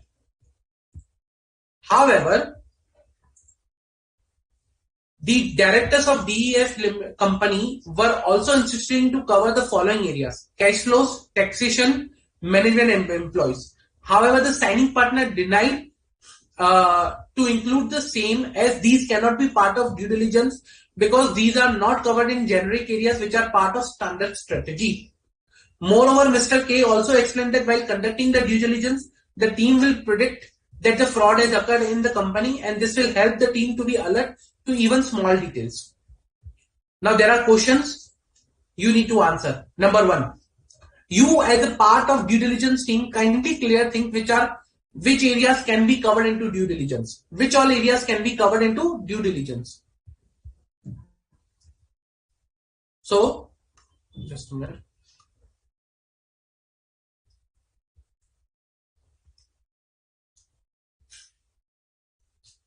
Okay, so yes, these can be included in the due diligence as they are also critical areas to look into detail. Like which areas? Cash flow, taxation, and management employees I'm talking about, which are initially not covered. These three areas are not covered into due diligence. Reason because the signing partner is saying that these cannot be covered, these cannot be part of due diligence as these are not covered in generic areas which are part of the standard strategy. So he's saying that these areas are not required to be covered. Option is these can be included in due diligence. Number two, in general,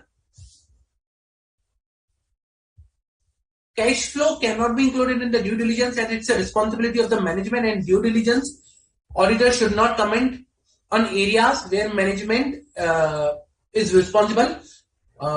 It will be conflict of interest. Okay, so auditor should not comment on management areas as it will be conflict of interest. Third, no, in general, taxation should not be included in due diligence as it is not material and important and the same can be ignored. In general, management and employees should not be included in the due diligence as they are not material and important and the same can be ignored. So you tell me which is the correct option. I hope you understood the question. The question here is that whether these areas can be covered into a due diligence, and as of now the signing partner is saying these areas cannot be covered. Pretty simple, nothing difficult.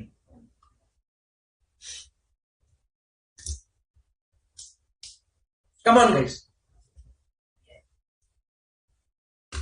Correct, Vijula? Correct answer. Come on guys. Whether these areas can be covered or not. Pretty much easy. Easy. A, B, C, D. What is the correct option over here?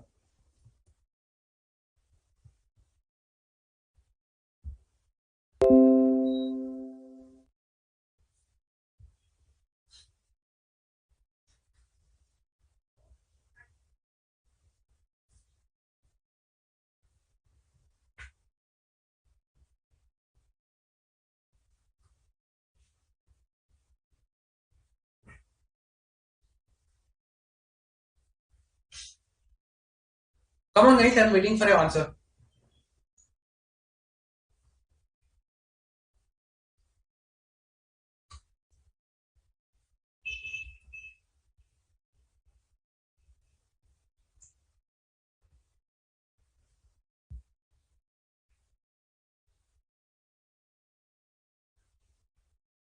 Pretty much easy, nothing difficult over here. If you just know what we discussed about these areas, and I emphasized it multiple times that what is the scope of due diligence and why we are saying this particular scope.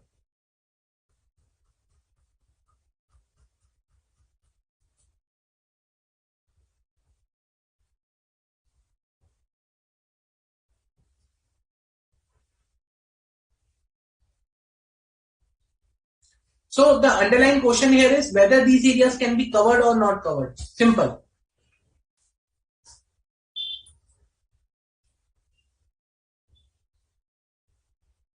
If these areas can be covered, then what is the reason?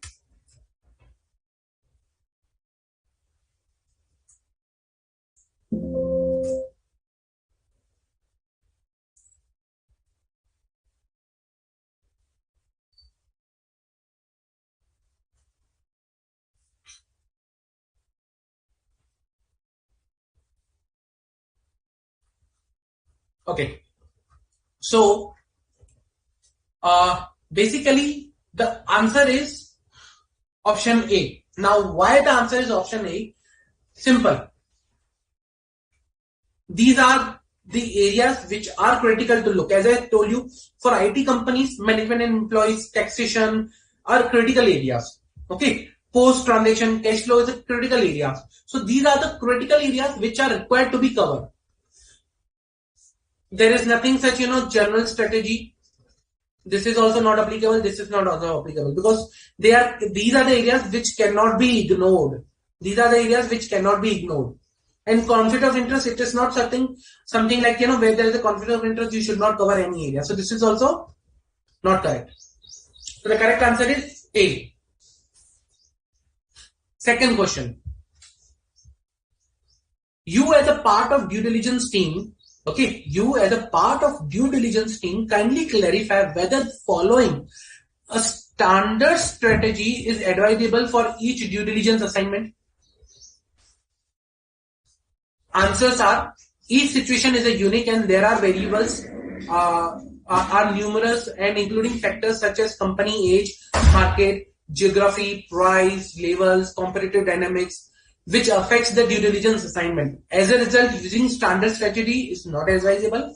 Number 2, discovering the correct strategy is always challenging and even more so doing challenging economic circumstances, and hence it is always advisable to use standard strategy. 3, standard strategy is the comprehensive model that describes the standard areas fully and hence it's advisable to opt for standard strategy. 4, standard strategy is always better to opt as saves time, effort and manpower. What is the correct answer over here? Come on guys. Let's see what is the correct answer over here.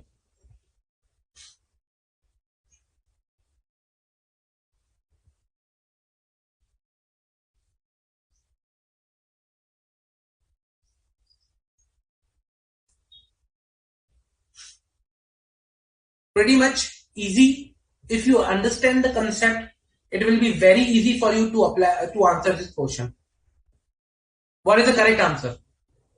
And I want you to at least try and to give an answer. At least try. I'm not saying that okay, your answer should be correct, but at least try with an understanding why you are referring to one answer.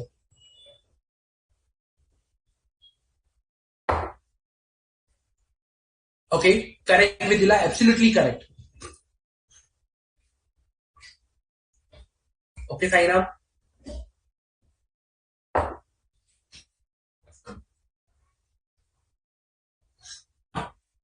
Come on, guys. What should be the correct answer over here?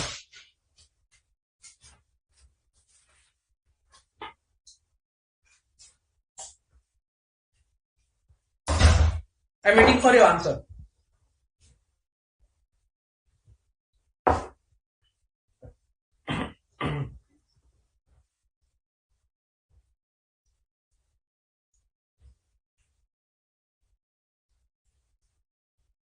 Pretty easy. If you apply the concept, if you apply your understanding that we have discussed till now, it will be pretty much easy to understand this particular thing.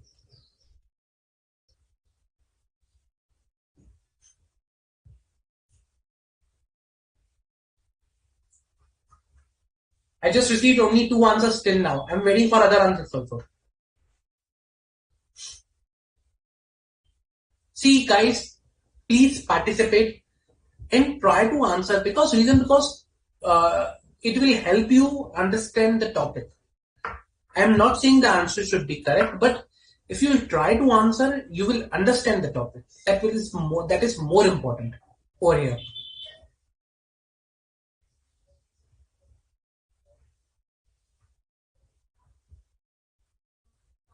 Okay. Now, so the correct answer over here is, before going to the correct answer, I'll provide you which are the incorrect answer. Let's start with the bottom. D. Standard strategy is always better to opt. It saves time, effort, and manpower. That is incorrect. Standard strategy saves time, effort, and manpower is incorrect. Reason because your scope is different for each due diligence. So this is incorrect. Standard strategy is comprehensive model that describes standard areas fully. Now, standard areas. Again, when my scope is different, how my areas can be same. Again, this is wrong. A. Each situation is unique. That is correct. Each situation is unique. And there are variables and are numerous factors such as company age, markets, geographic locations, price, level, competitive dynamics, which affect the due diligence assignment. As a result, using standard strategy is not advisable. That is absolutely correct. Using standard strategy is not at all advisable. Okay.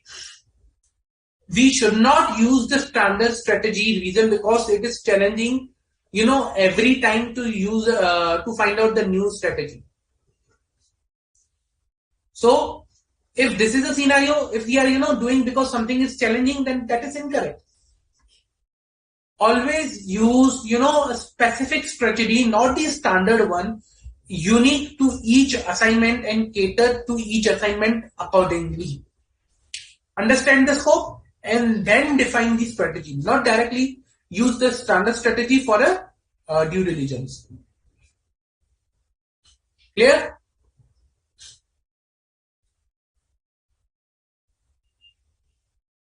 Okay. Third, which is not mentioned here, but I have asked you.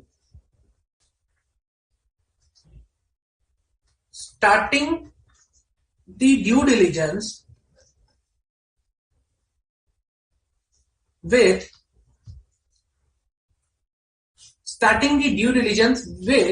that the fraud has occurred, with the assumption that a fraud has occurred is always best and required for due diligence.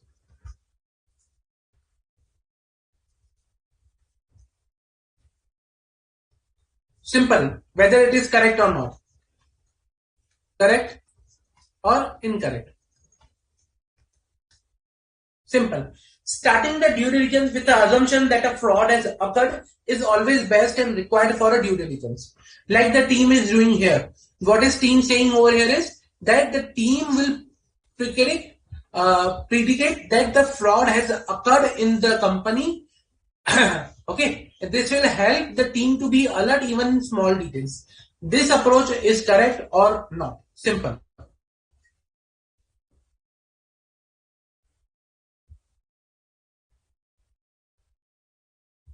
Whether this approach is appropriate or not. Correct, Vijula?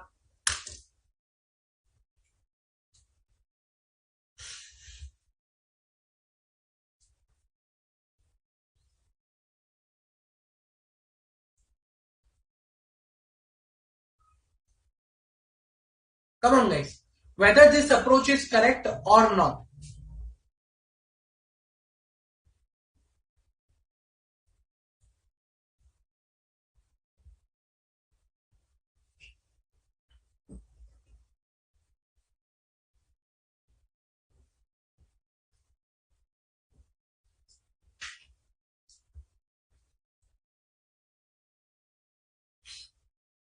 I'm waiting for the answer, guys.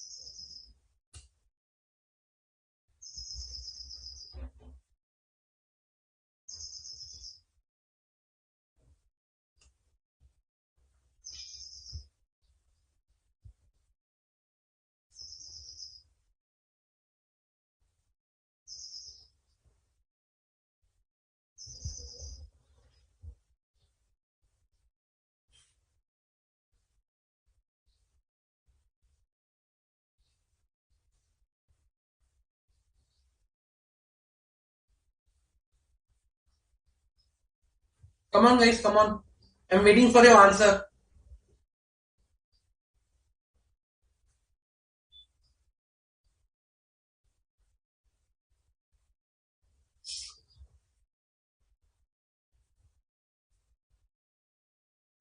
Okay. This is not correct. This is incorrect to use the approach. Like, that fraud that occurs. This approach will not lead to a appropriate or efficient due diligence. Reason because, what is the due diligence we are talking about? Examination of facts. Okay. You should examine the facts without any bias. If you examine the fact, okay, the fraud has occurred, your mind will run on that side only, and you will try to find out the fraud, but you'll miss out the key and important aspect which are not related to the fraud. Due diligence is not only about the fraud. Okay, the underlying purpose here is to understand the business, to evaluate the business, to identify what is reported is correct, or to examine whether the transaction or the deal which you are talking about, merger deal or transaction, purchase transaction, amalgamation transaction, can occur or not, or what are the things which could impact this transaction. Now, let's say for example, employee related thing. There are multiple employees. Okay, both companies have their own division. Now, this could impact my transaction, my merger transaction, because I may end up having excess number of employees than required after the merger. So, due diligence is not only related to the fraud, but there are numerous areas which are important from the due diligence point of view, and they will be included in the report even though there is no fraud. Okay, so that is something very important to understand, that due diligence is not only about fraud. It's a review, not an investigation or forensic audit. There's a difference, and hence this is a wrong approach. I hope I'm clear. Okay. this leads up to the next topic, that how a due diligence, what should be the strategy and what should be the approach for the due diligence. We understood the scope. Now this is the approach. Or you can say this is a work approach, or you can say method of due diligence, how the due diligence is conducted. First of all, you need to understand that for a due diligence, every due diligence assignment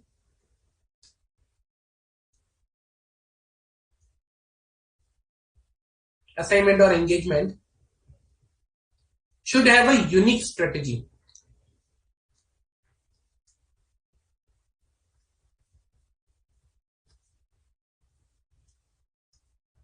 We already discussed why unique strategy.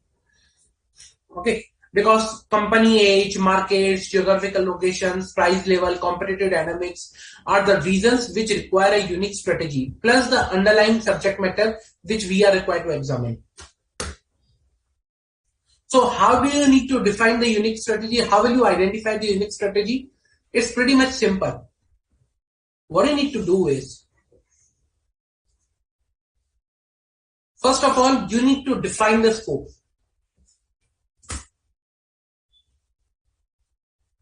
Define the scope. What is the scope of due diligence? Okay. Once you define the scope, then what you need to do is, then you need to analyze that scope with respect to, okay, now once I've identified the scope, what I need to do is, I need to plan. First you plan, okay, then you perform. You plan the due diligence, you perform the due diligence, okay. Once you perform the due diligence, then you that you evaluate the results.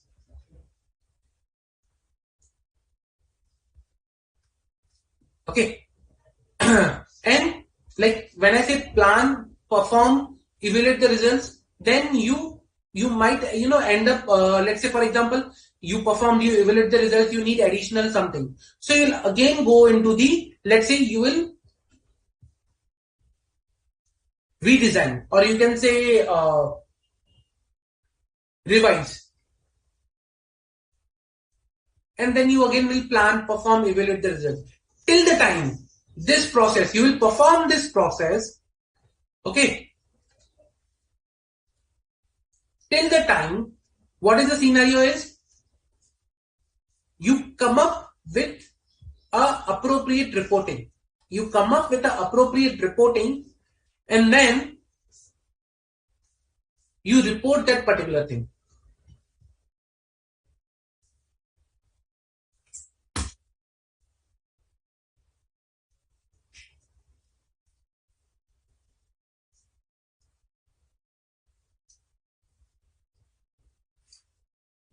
You report that due diligence activity. Okay. So you define the scope, you plan, perform, evaluate the result, revise the planning, then again plan, perform, revise.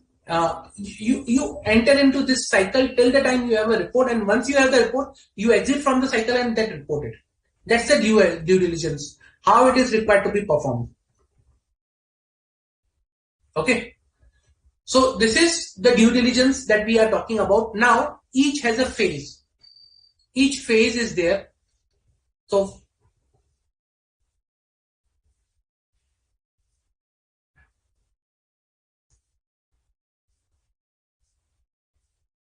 sorry.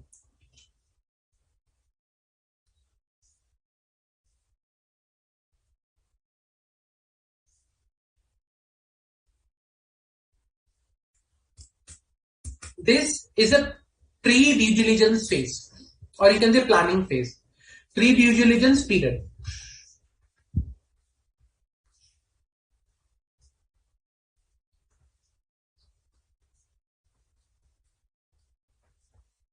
Where you define the scope. where you gain the understanding of the transaction.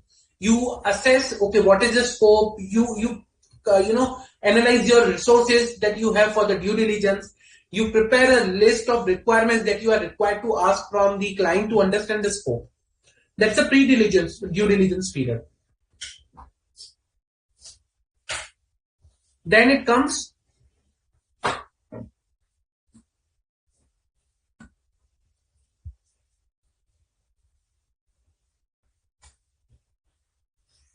the actual period of due diligence.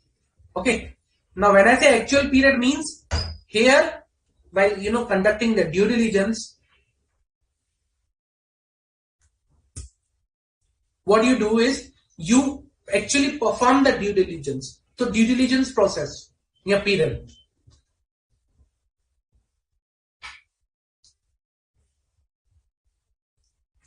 Or performed, is performed. Then comes your post due diligence period.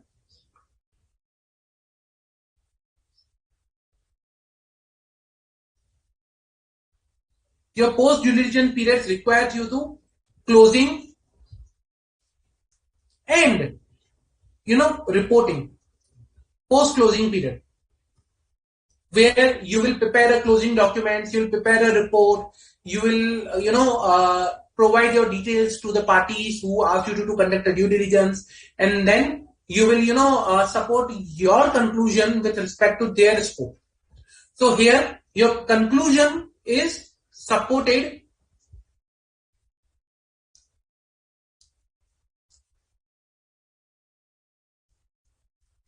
based on the scope defined. Means today I was asked to carry a due diligence whether we can enter into this transaction or not. So my conclusion will be either you can, either you cannot, you can but subject to these things, you cannot because these are the issues. Or you rectify, if we rectify these issues, then you can. So the conclusion will support your scope defined. Okay. That is the due diligence process we are talking about. Always start with an open mind. Okay, do not assume that there is something wrong reason, because that will be a wrong approach. You need to consider all round all of the areas which are relevant to a scope. Prepare a comprehensive report of due diligence. Clear? This is about the due diligence scope or strategy or methodology approach. Any doubt till now?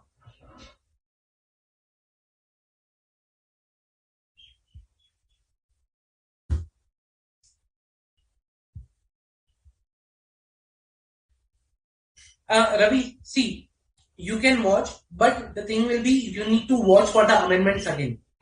Okay, so whatever amendments will be applicable for November 23, for that you need to watch that particular section again. If there is no amendment in these topics, then these will be applicable same. But if there are amendments, if there are changes, then you need to look out for further amendments. So I suggest there is no issue in watching these lectures, but make sure you also refer to the amendments which are applicable for your November 23. Okay. Any doubt, guys? Any doubt?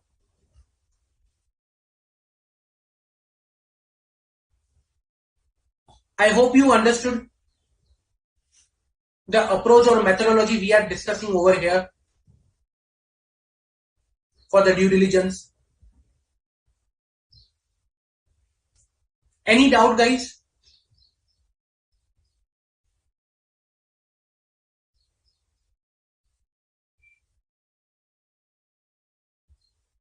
Any doubt?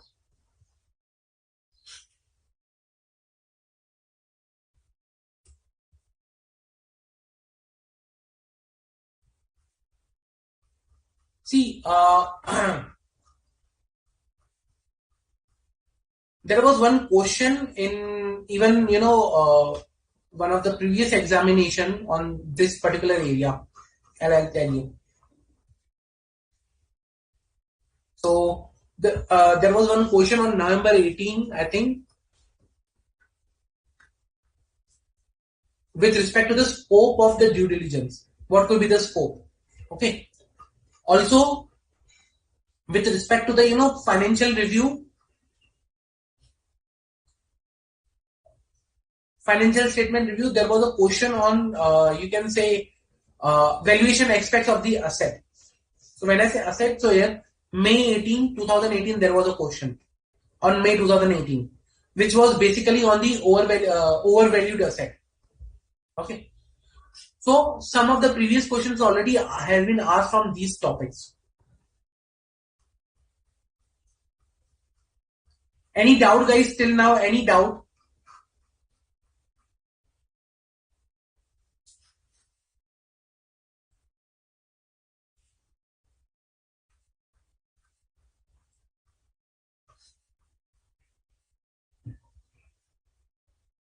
Any doubt? See, guys, the more you will ask, the more you will understand the concept. It's very important that you understand the concept over here. It is very, very important. Reason because if you have the clarity of the concept, then only you will be able to answer. Practically, if you see how much time is required to conduct a due diligence, totally depend upon your scope. It may range from a month to 6 months or to a year. But again, what is the scope of the due diligence you are looking for? Usually when we talk about the transaction advisory or mergers acquisitions, approximate, not necessarily, but usually, estimated time for due diligence is 3 to 6 months. 3 to 6 months. Reason because that again depends upon the type of merger, how big the companies are, where the geographical locations, multiple jurisdictions, again depends upon various factors, but usually this is the time period, but it can extend or it can get reduced upon depending upon the scope or urgency of the due diligence.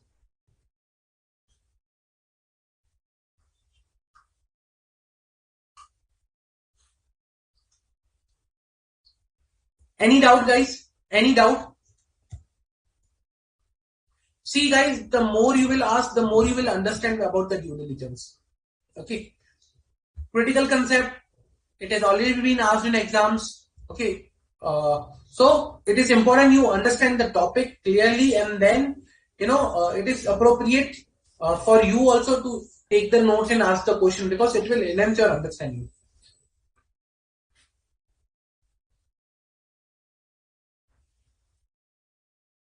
Thank you, Vidula. Okay, if no further questions, let me move to the next topic. So the next topic I am going to cover today is investigation.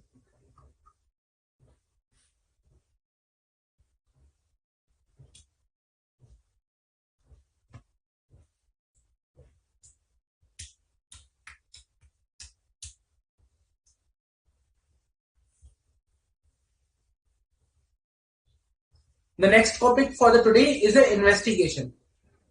Again, as I said, before starting any of the topic, what I do is I usually explain why we are understanding that particular topic. What is the purpose? What is you can say, basically need and meaning of that particular term. Okay. When I say investigation, let's say today I am being handed over the assignment of investigation. I am being handed over an assignment of investigation. Like I need to perform investigation, okay, related to a particular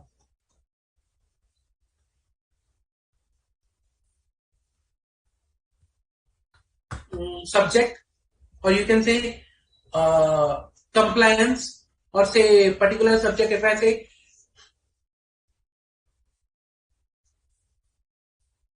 investigation for money laundering, okay, you can say money laundering or FEMA compliance, all these areas, can be a part of your investigation. Investigation can be, can be given for this area also. Okay. So let's say money laundering. Investigation for money laundering of ABC Limited. So that's an investigation I need to perform. That someone had asked me, let's say, someone had asked me from the governmental authority, okay, regulatory authority, please perform the investigation into the transactions of ABC Limited to ensure that there is no money laundering. I said, okay, fine, I'll perform the investigation. But I am pretty new to the investigation. I have never performed. What I'll do? I'll ask ABC, ABC, have you performed any money laundering transaction? Have you non-compliant with the money laundering laws? Will I do that directly? No. So I'll not go, okay, I'll say, okay, have you, not compliant with the Prevention of Money Laundering Act, or whether you have performed any activity which is against the money laundering, like which is, can be done by the money laundering. Answer is no. I cannot directly ask. So there is a process, there is a area, there is a methodology available for this particular type of investigation. But to understand that how and which method works, you need to understand the term of investigation. So when I say investigation, what that means is special, in-depth examination, okay, of particular records or transaction of particular records and transaction, okay, with an objective of establishing a fact, a part, or a situation. A fact, a part, a situation,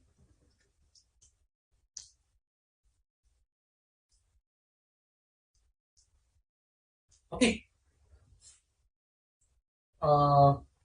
Establishing with an objective establishing or happening of that particular part, situation, or you can say a fact. So what is the scenario over here is, I perform the in-depth analysis of the transactions so that I can establish that the money laundering has occurred. I'll review the financial transactions to establish the fact that money laundering has occurred. So money laundering is the objective in the current scenario. I'll analyze or I'll investigate to establish this fact. That's the investigation. Okay, that's the investigation we are talking about.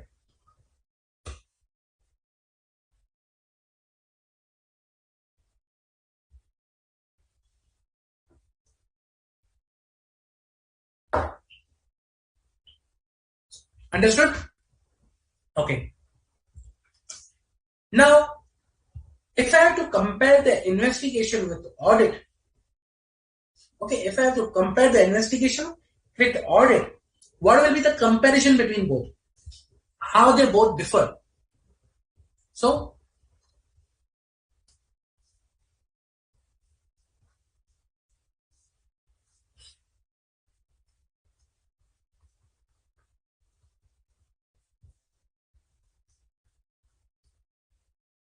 investigation versus audit.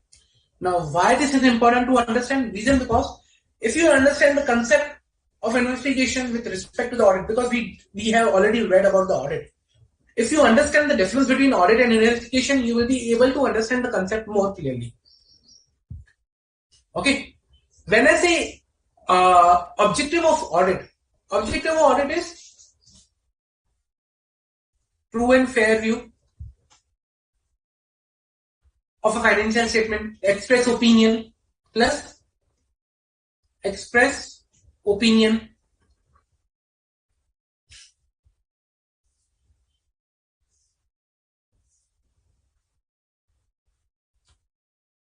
When I say investigation, objective of investigation, establishing a fact or establishing a situation or assessing a situation.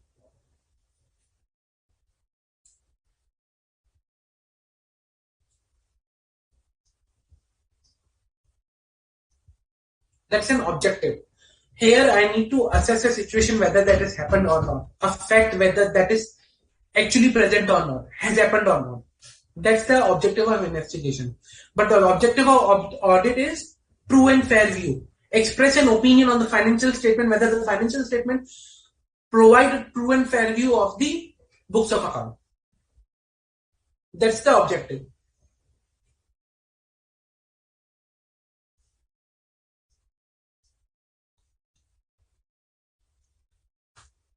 Second, scope. What is the scope of audit? Scope of audit is basically your financial statement. Okay, general purpose financial statement. Again, that is plus the scope which is defined by the law. It may be, reporting on CARO, Form 3CD in case of tax audit.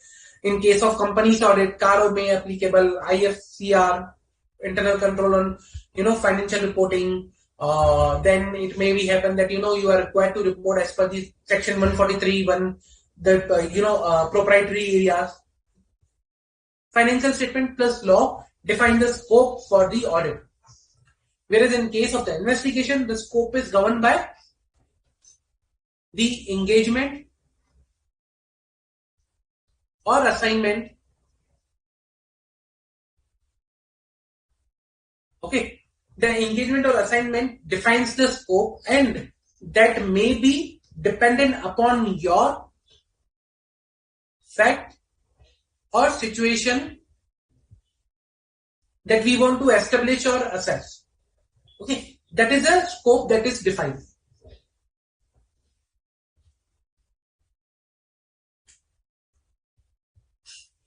The third area with respect to the difference is periodicity. Audits can be conducted annually, half yearly, or quarterly.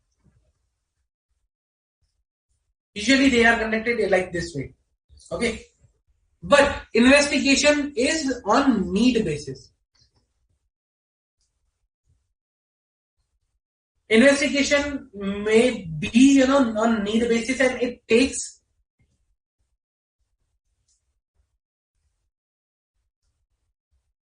years to complete. For example, in case of a fraud, we want to establish whether who was the responsible for this particular fraud. It may take 2 to 3 years to investigate the financials, transactions, details in depth from point to point, penny to penny, to loop and to contact or you trace the transaction trail, everything, and it may take years. So investigation on need basis, whereas audit is on annually, half annually, or quarterly basis.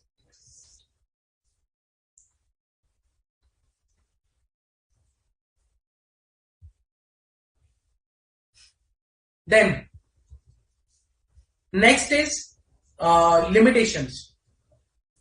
So audit is bound by inherent limitations. Remember inherent limitations of audit?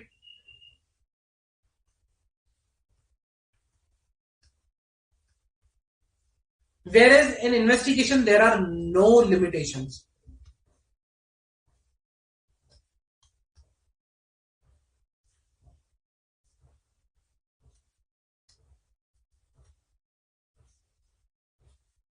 Limitation means in audit, or we have a We cannot verify each and every transaction. We do on a sample basis. We cannot bring audit risk to zero. We bring audit risk to a level which is acceptable. Investigation, not allowed. You cannot, go with a sample checking. That's not an investigation.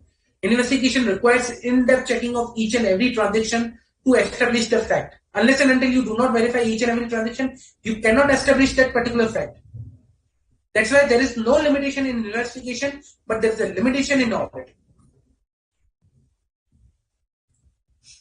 Type of evidence in case of investigation. The type of evidence in case of audit is,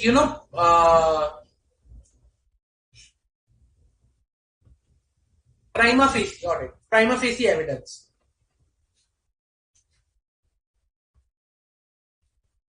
Prima facie means in audit we provide a reasonable assurance.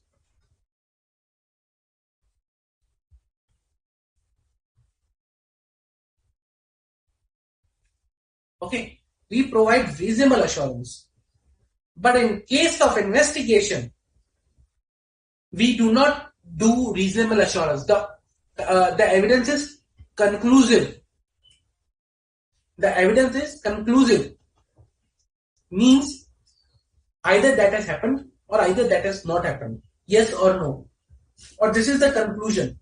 Conclusive evidence.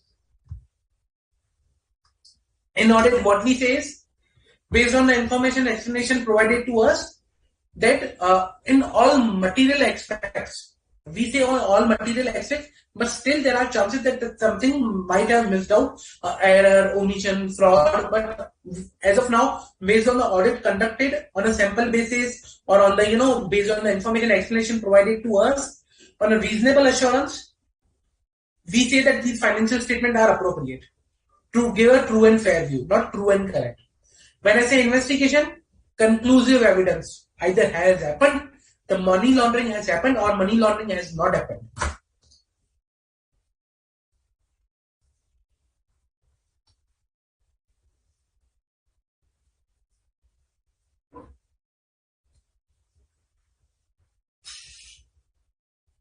Then the next area, the difference between investigation and audit is who hires you. Okay, appointing agency. Who is basically, the prime person who hires an auditor. In case of audit, auditors are appointed either by a company, that is BOD, shareholders, or you can say in certain cases it is CNAG, in certain cases government companies.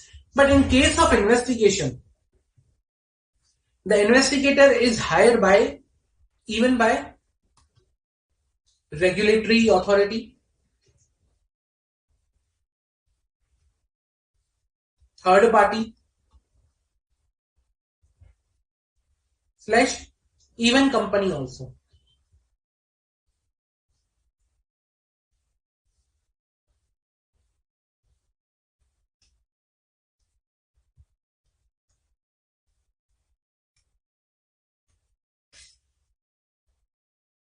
So these are some basic difference between audit and investigation.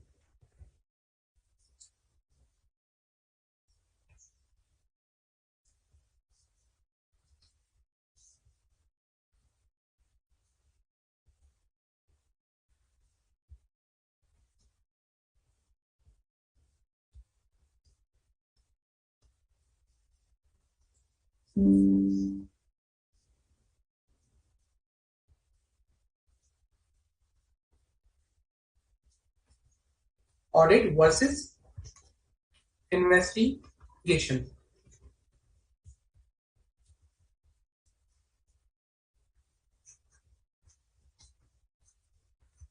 Clear? Any doubt till now? I hope you might have understood the purpose and the definition of investigation, what I mean by investigation. Clear? Any doubt?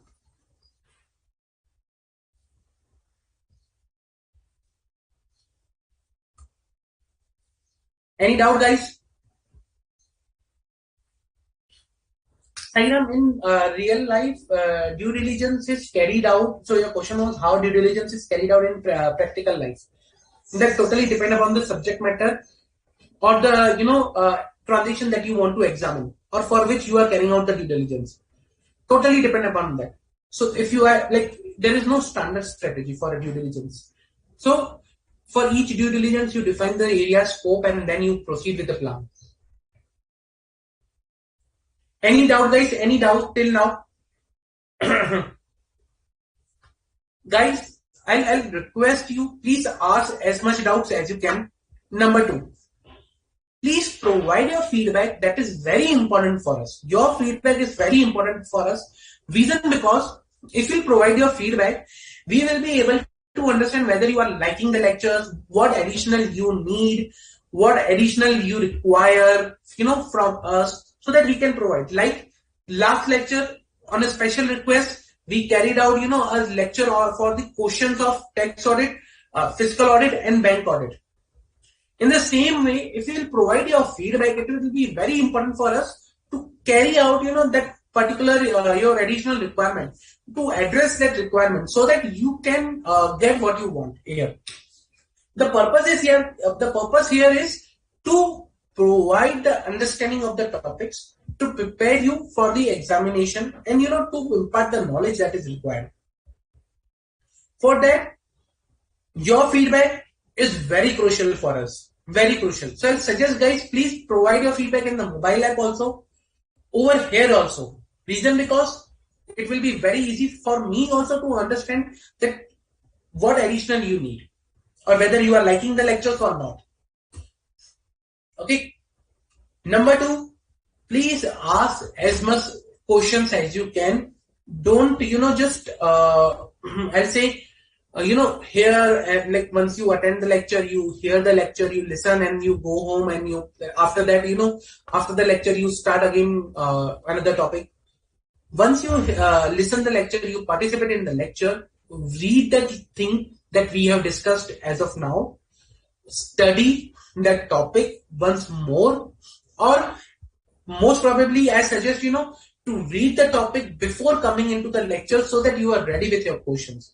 You can follow either or approach. Either after the topic, read and study the topic which we have discussed in the class or in the lecture, or otherwise, before start of the lecture, a day before, be prepared with the topic and be prepared with your questions. Trust me, in both of the cases, it will be very helpful for you to understand the topic in depth. Okay, it will be very helpful for you. So please read and self-study. There is no alternative for self-study. Audit material which is provided is very much sufficient, very much comprehensive. There is no need to refer any other material. Trust me. In my times, I used to study directly from the audit study material provided by the institute. That is sufficient. So use the study material. If you need something additional, let us know. We can try to provide you, but please ask question, study, and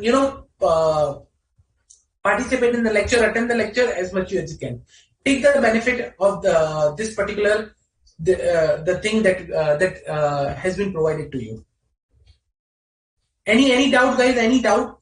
Any questions? Sorry.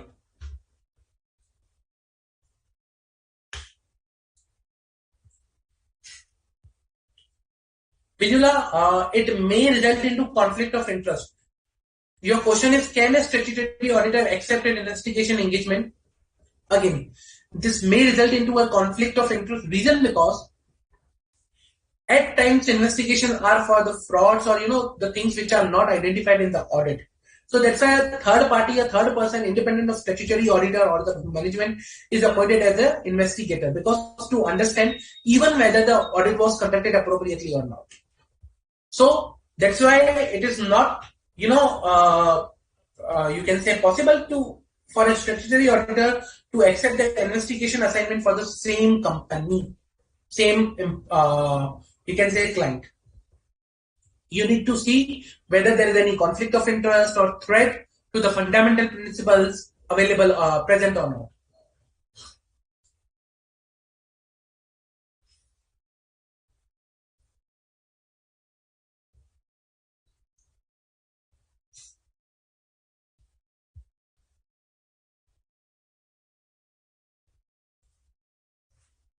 With respect to language thing, the thing is that each and everyone might not be comfortable using different language other than English. Some might be aware of Hindi or some other language. Some might not be good at those particular languages. That's why we use the standard language English to discuss the topic and for the lecture. It becomes a difficult because some might not be that much fluent in other languages, which may create an issue. Hello. Yes.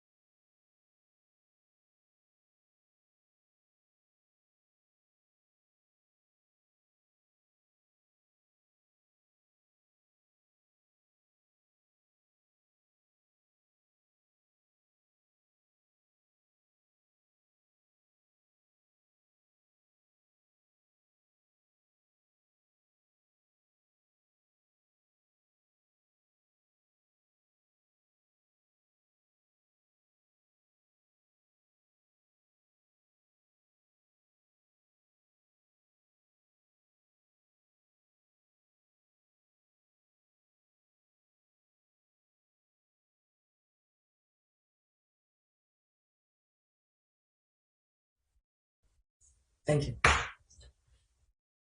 Any other question, guys? Any other question?